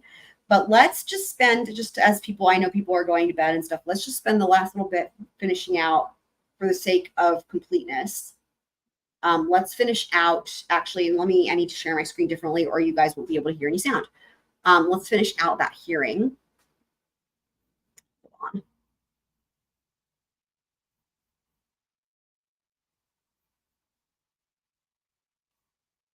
Oh, that's not what I meant to do. Oh, wait, it is what I meant to do. Hold on.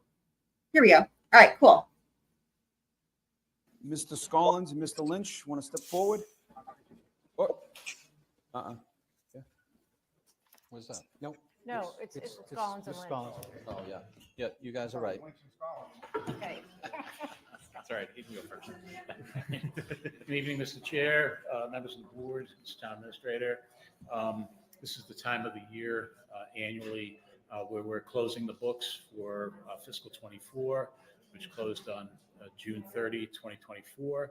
And as is typical at year end, there are some reserve fund transfers that are required in order to balance the books to keep everything within appropriations. It's a two-part process. It's a vote of the select board, and then tomorrow night we have a vote of the finance committee as well. And we have 600,000 as the reserve fund budget for the entire year.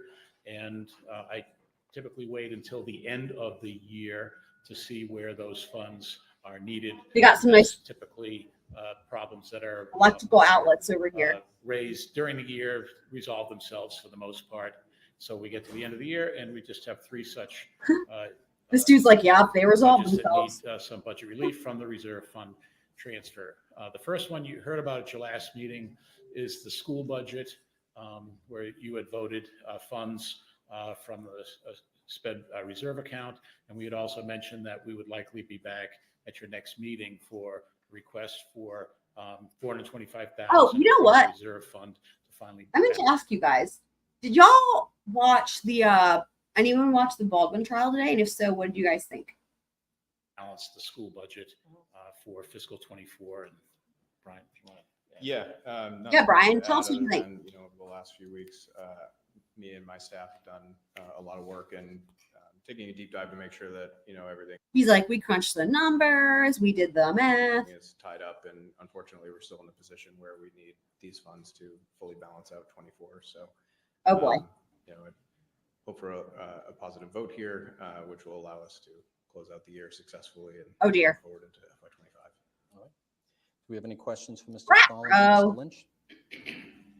All right, if not, All right, I Entertain a approve, I move that the board support the request for fiscal year end 2024 reserve fund transfers for $425,000 for the extraordinary school sped costs and associated transportation expenses at the request of the Assistant Superintendent of Finance and Operations. Second. motion has been made and seconded. Any further discussion? Hearing none. All those in favor, please say aye. Aye. Aye. Thank you. 4-0. So, thank you. Just 2 other items. They fall in essence within the same department, town clerk and elections and registration, registrars. So as you know, we had an unscheduled special town meeting this past November that was unplanned for budgetarily.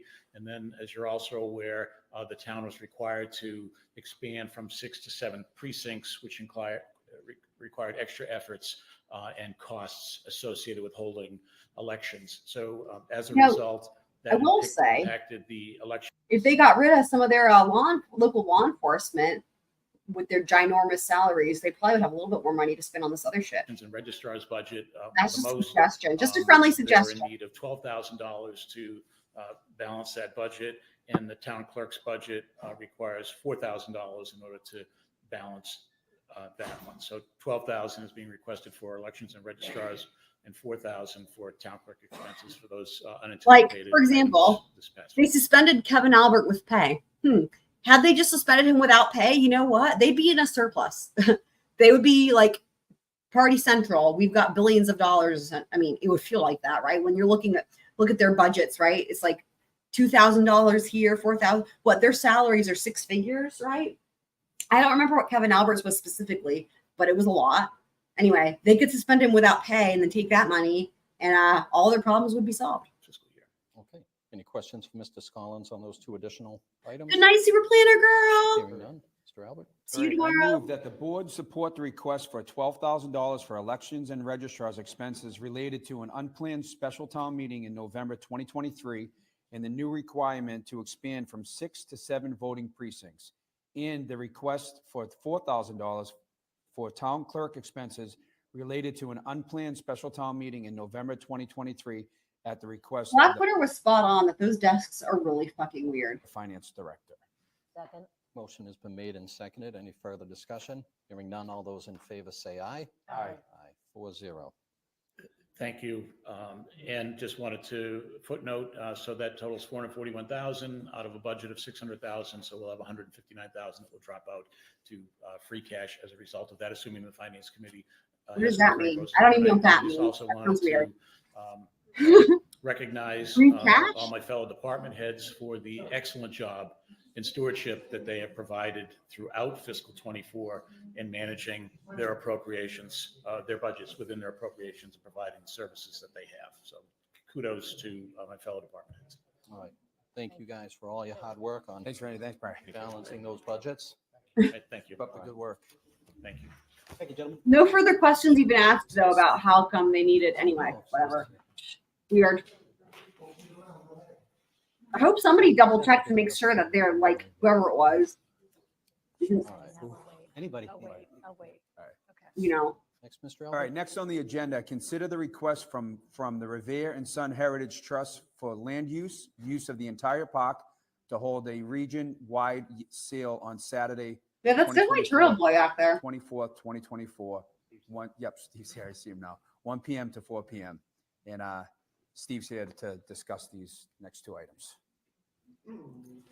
Good evening. Schottenfeld, a board member of the Revere and Son Heritage Trust, the nonprofit that manages the Paul Revere Heritage Site. The board Paul prides Revere. itself on bringing together the entire It is region really funny. to learn about the because region's history. I and tell you what, you don't think about, okay, and this is going to sound awful. I don't mean for this to sound bad, not mad, bad. Like in my regular daily life, I have to say, no offense to the founding fathers and shit, but like, they're just not on my daily radar, right? Having said that, like Greensboro is named after Nathaniel Greene, and Greensboro is a historic site for like the Revolutionary War and shit. But none of the founding fathers were here, to my knowledge. Like they were all up in that area. So, you know, I live on Colonial, right? For example. So I guess I probably should be thinking more about it. Anyway, it's not like the last time I heard the name Paul Revere, I was probably in like first grade. Is basically my point. It's just crazy. I'm like, whoa. Potential and just to have fun. Mays Canton Heritage Festival was visited by an estimated 2,500 people from Canton, the surrounding towns, and from as far away as Connecticut to enjoy the day. I'm here today to ask the select board for permission to use the site for two more upcoming. I hate to say it, but I wonder how many people came to do that festival because they're like, you know, want to see for themselves what's going on, you know? Events that are in the same vein. The first of the two will take place on Saturday, August 24th from 1 to 4 p.m. with a rain date of August 25th for a region-wide yard sale and fundraiser. Our theme will be something like, if your kids don't want it, sell it. We're asking permission to use the entire park. I mean, that's a good idea. For 10 by 10 spaces that will be offered to the public for a nominal $30 fee, which will be a contribution to the trust. Wait, $30 Passengers fee? can be dropped off in the site's parking lot and then will be directed to park at no fee at the Canton Center MBTA lot, then walk to the site. What are they charging people for? On the same day, the barn, the yellow barn there, will be open all day thanks to a grant from the Highland Street Foundation, whose popular August Adventures program provides funding for major destination museums in the region to open for a day at no charge to the public. Just some of the museums that will open their doors for free. If that's, dude, if they're charging $30 for parking to come to like a free community event, like out there, like what is some festival, and they're charging $30 for parking, no wonder they have the budget to pay law enforcement six figures. I mean, there's a lot of hardworking law enforcement officers that are vastly underpaid. There's a lot of hardworking people of all professions and walks in life that are vastly underpaid. But the shittiest thing is like these law enforcement officers were overpaid, and they were not only were they not doing their job, but like they were like they're doing the opposite. Like they weren't just lazy or just like not doing their job, but like they were like actively being shitty. So I don't know. It's like, man, yeah, if I were a taxpayer there, I would definitely be like mad because it's a lot of money just down the drain, really. It's like, and it's, if anything, it makes, like, if I were a taxpayer there, I would feel complicit and it would suck because it'd be like without my knowledge. It'd be like, I didn't know this was going on. And yet I was supporting it financially for years, right? Like that is so awful. It's like he could keep doing, like by he, I'm referencing like Michael Proctor, right? He keep doing what he was doing. Like I know he was state police, but still, you know, take any of these guys, right? In that community, because there's all these different law enforcement agencies that are involved, at least in this case, but you know, they are all making good money, and anyway, just sucks. On other days in August include the MIT Museum, Boston's Institute of Contemporary Art, Boston's Museum of African American History, and the Worcester Art Museum. So we're in good company. The second of the two events will be the third annual family concert on September 22nd from 3 p.m. to 6 I wonder what type p.m. of music they're going to have. Last year's concert, which drew families from over 30 miles around. This year's concert will again feature the wildly popular Toe Jam Puppet Band and include games and activities for young children from 3 to 4 years of age. The concert will be from 4 to 5 p.m. weather permitting. The You should invite activities Creighton and the concert Waters' will band. take place on the trust-controlled land on the southeast of the barn building on the site. In case of inclement weather, as happened last year, the activities and concert will be moved into the barn. As this concert is provided free to the community, we're requesting a waiver of the entertainment permit fee. Can you imagine if Creighton Waters went Thank down? you. Like, I just, Mr. Schottenfeld, have the neighbors been? I don't notified think of he would the tolerate, like, approval? Yes, y'all- once we approve. isn't that crazy to think about? Like, imagine if it was like, okay, imagine if Creighton Waters was there as a prosecutor instead of like Lolly or like whatever. Like, you know, I know we've heard other people like from LawTube, and people would ask them like, if you were working for that dean's office and they brought you this case and like they said, here you go, what would you do? And like everybody has said, yeah, I would lose my job over this. I would walk out, like I'd be done, you know? Yeah, I just, I can't even imagine Creighton being like, are you fucking serious? Like, there's just no way, right? I mean, that's my personal opinion. I'm sure there's probably some other, but like, I just can't picture it. I just cannot picture it. I cannot picture. It's a specific type of person who's supposed to be fighting for justice that would condone what this office condones, you know? Yeah, right? Yeah, $30. No, I know. It's just to go to that free festival thing. $30. Crazy. Any other questions for Mr. Schottenfeld? Hearing none, I'll entertain a motion. I'll take the first one. The first one is, I move that board approve the request from the Revere and Son Heritage Trust for land use of the entire park to hold a region-wide yard sale on Saturday, August 24th, 2024, from 1 p.m. to 4 p.m. And then the rain date will be August 25th, 2025. Do I have a second? Second. Motion has been made and seconded. Mr. Duty, do we need anything with police or fire approval or building? Yeah, it'll be pending building commissioner, police and fire. Okay, Mhm. so just a friendly amendment to that, pending police and fire. Friendly amendment. Approval. So do I have a second to the friendly amendment? Yes, second. Motion has been made Oh, and look at this seconded. guy. Any All further I'm not, discussion? he's, Hearing none, all those in favor, please say aye. that dude was relegated all the way to the end over there.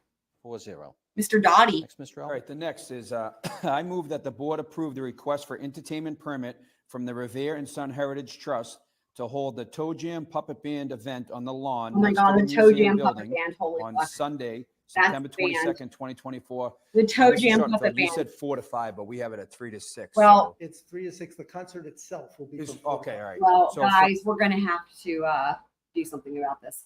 Hang on. Let me play From this. 3 Hold on. p.m. to 6 p.m. and to waive the $50 entertainment fee. And again, same friendly motion, contingent upon police and fire approval. I should have added that. That's all right. Do I have a second to that? Second. Motion has been made and seconded. Any further discussion? Hearing none, all those in favor, please say aye. Aye. Aye. 4-0. Thank you, Thank you. Mr. Schottenfeld. Thank you, sir. Thank Good you. luck. All right. All right. New business. Guys. Y'all.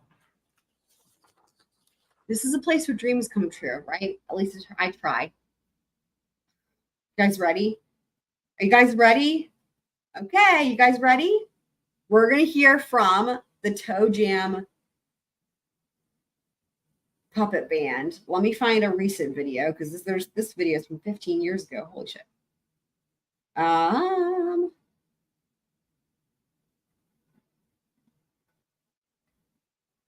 Wow, this is from just 4 months ago. Okay. Let's do this one from 4 months ago. Hold on. Oh my goodness. This is okay. This is the band.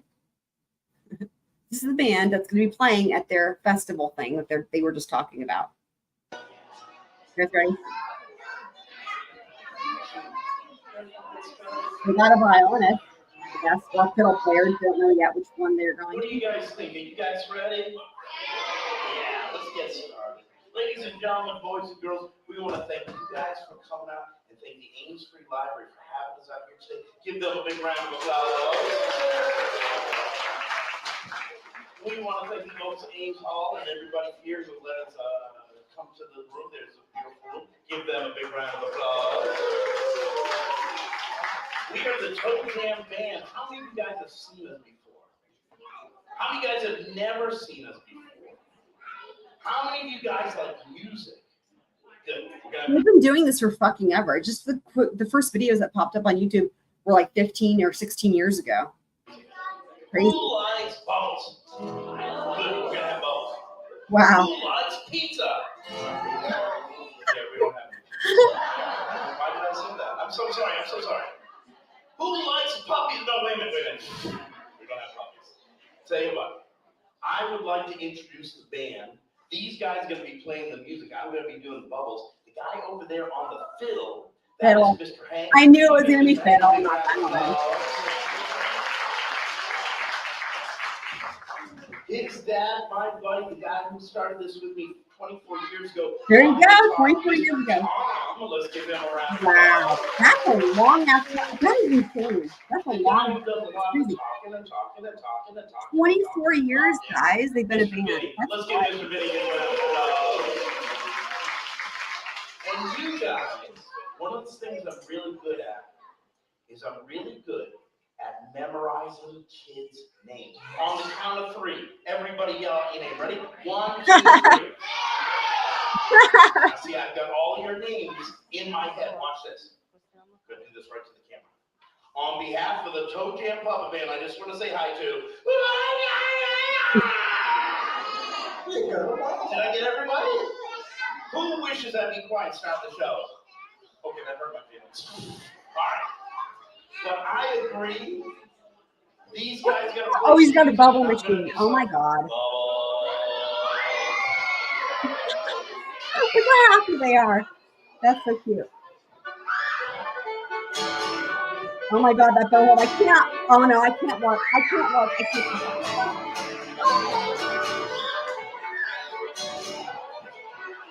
Okay.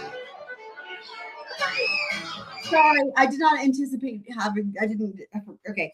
Well, we know who they are. Great, excellent. I can't watch them. I can't watch. Okay, great, excellent, yay. Okay, now we're gonna go back to this one. Now that we know who they are, that was a fun little detour up until it became painful for me. That's just because I can't help it, being a violin teacher. But love it. Yes, they were awesome. 24 years they've been together as a band. Incredible. All right. So we're almost done. Let's finish up with seeing what else they got going on at their meeting here. Yes. All right, Mr. Allen.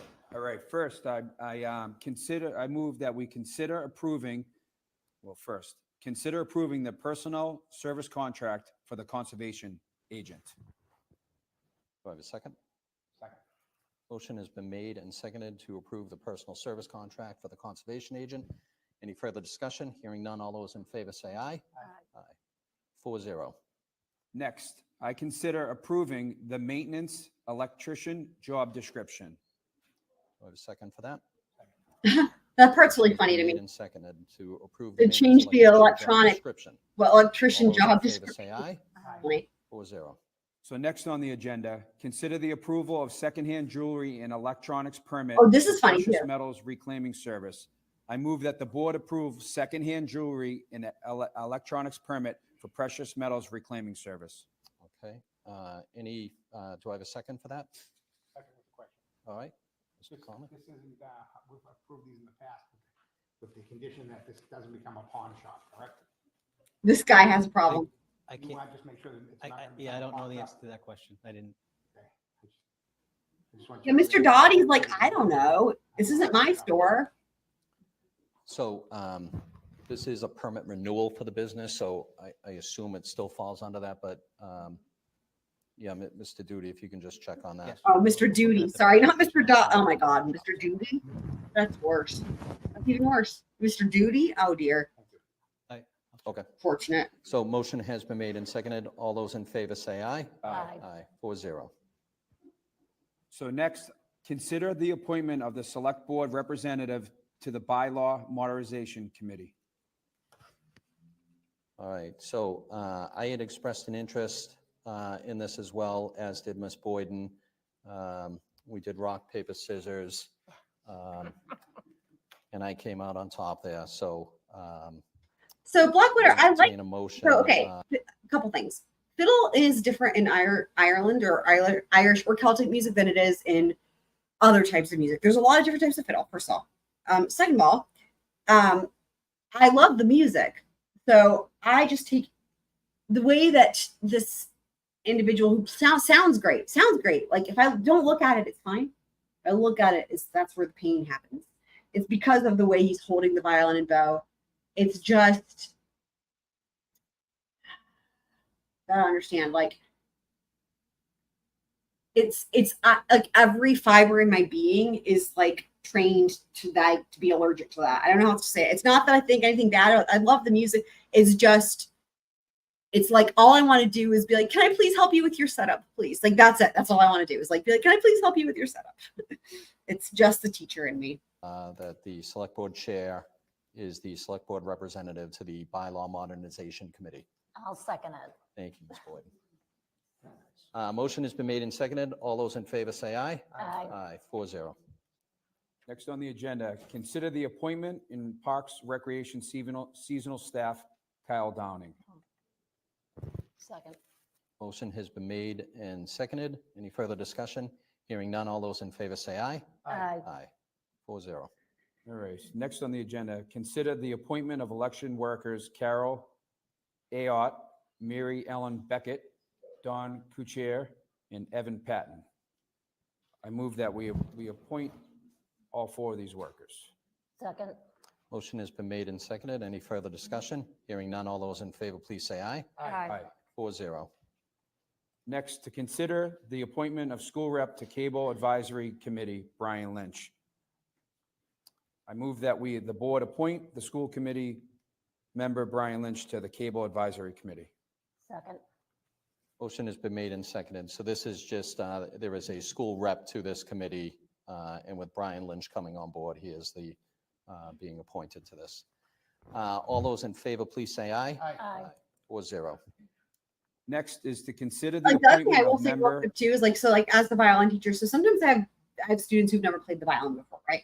And like of all ages, and like I'm teaching them how to like starting from scratch, you know, how to play the violin. So therefore we're starting with a setup like the way that I would, you know, I get to sort of direct that. But oftentimes I have students that have come over from other teachers. So they've already been playing for however long. Sometimes it's a year, sometimes it's many years.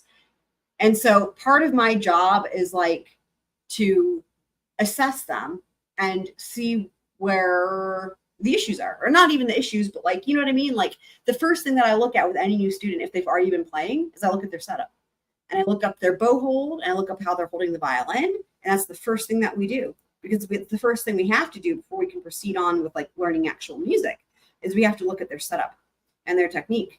And so it's just automatic for me. Like I can't help it. Yeah. And again, and I've played a lot of other genres, right? I've played a ton of other genres. It's just that I do all of it with a proper setup, the way that we learn in classical, because that can transfer to every genre, right? It doesn't limit you to only playing classical just because it's a classically trained setup. You can play all the other genres as well. So, however, having a setup like the kind that I was just seeing does limit you. In fact, it can actually cause injuries, which is one of the problems you can have with it.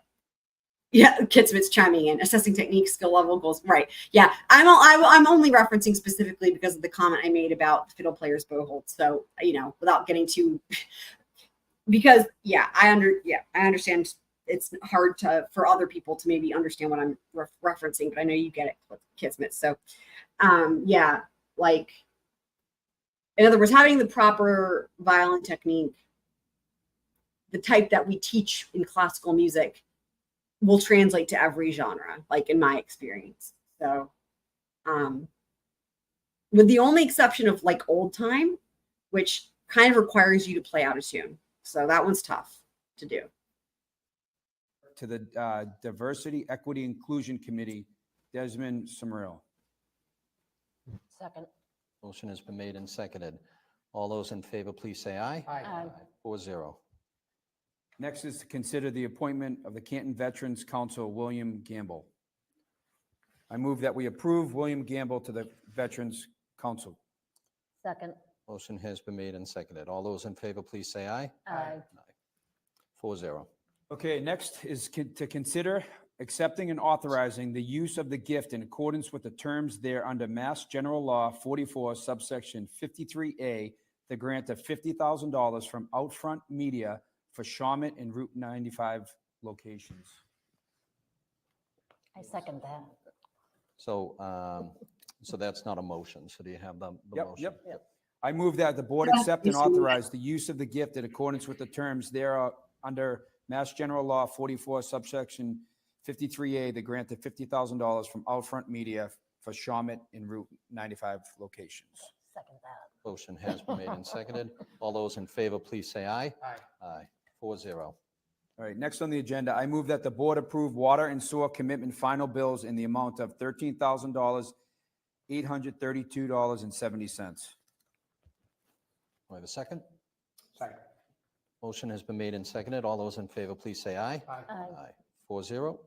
Next on the agenda, I move that the board approve the water and sewer commitment residential in the amount of $3,529,000, $746.05. Second.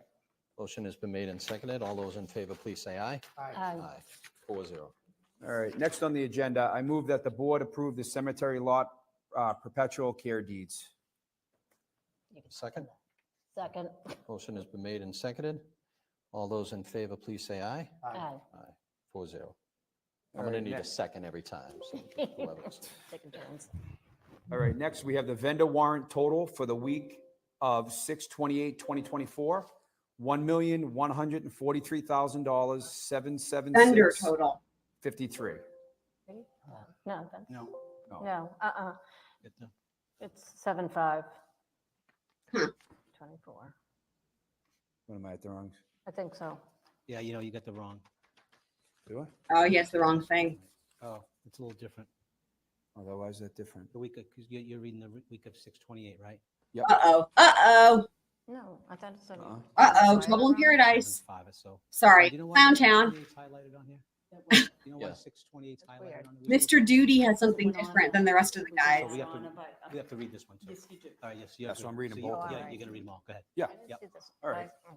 So next is the payroll warrant total for the Oh. week of Mine says- Albert. 6/28/2024, $1,565,335.75. I swear to God. Next is the vendor warrant total for the week 7/5/2024, $9,844,218.85. The next is the payroll warrant for the week of 7/5/2024, $342,741.74. Mr. Chair, Yes. if I could just clarify something on the vendor warrant for the week of 7/5, it's $9 million and change. That's unusually high. If you've been following this along, it's an unusually high number. I just wanted to let you know that that is high because that includes our payment to the Norfolk County Pension System Yep. that we have to do annually. Yep. And the amount of that payment is $7.57 million. That's the bulk of that, Yeah. that number. So the finance director pays it one time, and as opposed to paying two separate payments to save what the fee would be, which is roughly saves the town $141,000 to pay it. Wow. Yep. One lump sum. Okay. That's a lot of a fee. Thank you. All right, next on the agenda, I move that the board approve the minutes from the select board meeting of June 11th, 2024. Motion has been made and seconded to approve the minutes from June 11, 2024. All those in favor say aye. Aye. 4-0. Next up is the town administrator update. Just a couple of things, Mr. Chairman. The bylaw modernization committee was established under Article 30. The moderator had some appointments to make to 2-year terms, and he made those appointments. So the appointments from the moderator are Mr. George Camo, Dr. Susan Harrington, Mr. William Kring, Ms. Gilda McGonigal, and Mr. Paul McAuliffe. That's a cool name, Gilda In addition to McGonigal. those folks, the moderator appointed the article called for certain municipal employees to be part of that committee. And so in addition to those folks, Jennifer Chameleon will be representing the town administrator's office. William Scollins will represent the finance department as the finance director. Lou Jutras will represent information systems. And Mike Loughran was voted tonight to represent the select board. Another So Loughran. that committee So is crazy. established and So should many be of them. running this month. Yeah, as well. Clowntown. And then one more notice, just public notice. We do have many positions available on various committees. And this notice will be printed in the paper so folks can see what's available. It'll also be on our website. Printed and, in the paper? Do people folks still can read go on the newspapers? website and No apply for way. these I didn't positions, think but they still made just those wanna anymore. just briefly run through them. Cable Advisory Committee, we have a vacancy. The Canton Cultural Council, we need 8. We have 8 Dude. vacancies. The Comprehensive Water Y'all, Resource Mr. Duty is drinking polar sparkle water. Grapefruit. I can tell from the bottle. Management Plan is a vacancy. Commission on Disabilities, a vacancy. Diversity, Equity, and Inclusion has a vacancy. Economic Development Commission has a vacancy. Are there any Community Advisory vacancies on the Committee, a police force vacancy. yet? Historical Commission, an alternate member. There's 2 as alternate members. There are 2 positions. Paul Revere Heritage Trust has 2 vacancies. The Permit Advisory Committee has a vacancy. The Reservoir Pond Advisory Committee has a vacancy. The Sustainability Committee has 5 I mean, it seems like he should say that, right? Because he was suspended Finally, the Water and with Sewer pay. Policy Committee has 1 vacancy. So if anyone's interested in any of those committees and would like to volunteer, please. Oh, it's a volunteer. Check the website and you can apply to serve on any of those committees. Thank you, Mr. Duty. I have to say, I'm shocked that you didn't bring up the Canton Fire Department's recent accolades. Well, I don't want to steal their thunder. I'm sure they'll be putting All a right. press release out. So as not to steal their thunder, can you reach out to Chief Robery Sure. and Mr. Reardon and see if they're willing to come in and Certainly. receive some Interesting. accolades for that? I at will the next certainly do meeting? that. Yep. Um, I still have the you number. guys remember the Yeah, I fire figured that. department? Because, like, you know, the shoveling of the apron and whatnot, right? We heard about that. I figured you still knew some people there. All right. Next, Mr. Albert. Unless I think that's it. Next meeting? Next Oh, meeting. I'm sorry. Yes, I that's it. apologize. That's all right. The Select Board will hold its next meeting Tuesday, July 16, 2024, 7 p.m. at the Sala Meeting Room, Next- Memorial wow. Hall, 801 A Washington. week from now. Wow. I have a motion to adjourn at 7:42. So moved. Motion has been made. Do I have a Awesome. second? Second. Motion has been made and seconded. All those in favor, please say aye. Aye. Aye. 4-0. Wow, Have so a they good meet evening, once a everybody. week. Wow, Stay that's cool. crazy. You buy newspapers, Blackwater? That's crazy. I mean, that's good, I guess. I just didn't know they still made them anymore. You know, trees and stuff. I mean, think about it, right? Like, again, like with the jury, they only gave 3 or 4 copies for the entire jury with jury instructions. So, like, you know, crazy.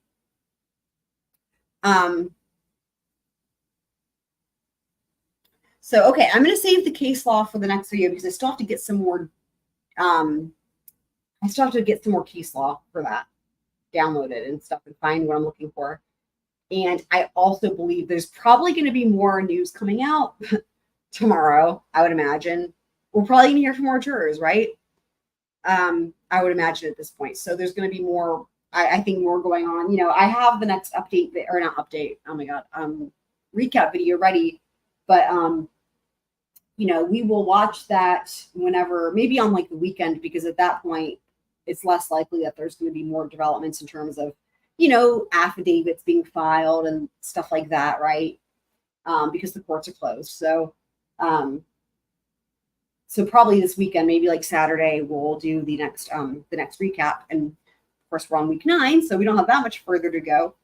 But that'll give us the rest of the week to finish getting caught up. Oh, the other thing I want to do is I want to research some of those things that were mentioned in the select board meeting we just watched. So I wrote those down, so I'll make sure to do that. So yeah. So you're very welcome, Candace. Good night to you.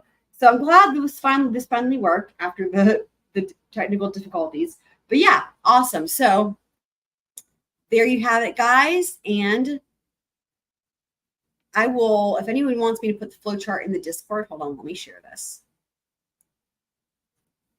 boop, boop, boop, boop, boop, boop, boop. Hold on. Let me share this. So if anyone wants me to put the flow chart in the Discord, I would be happy to do it.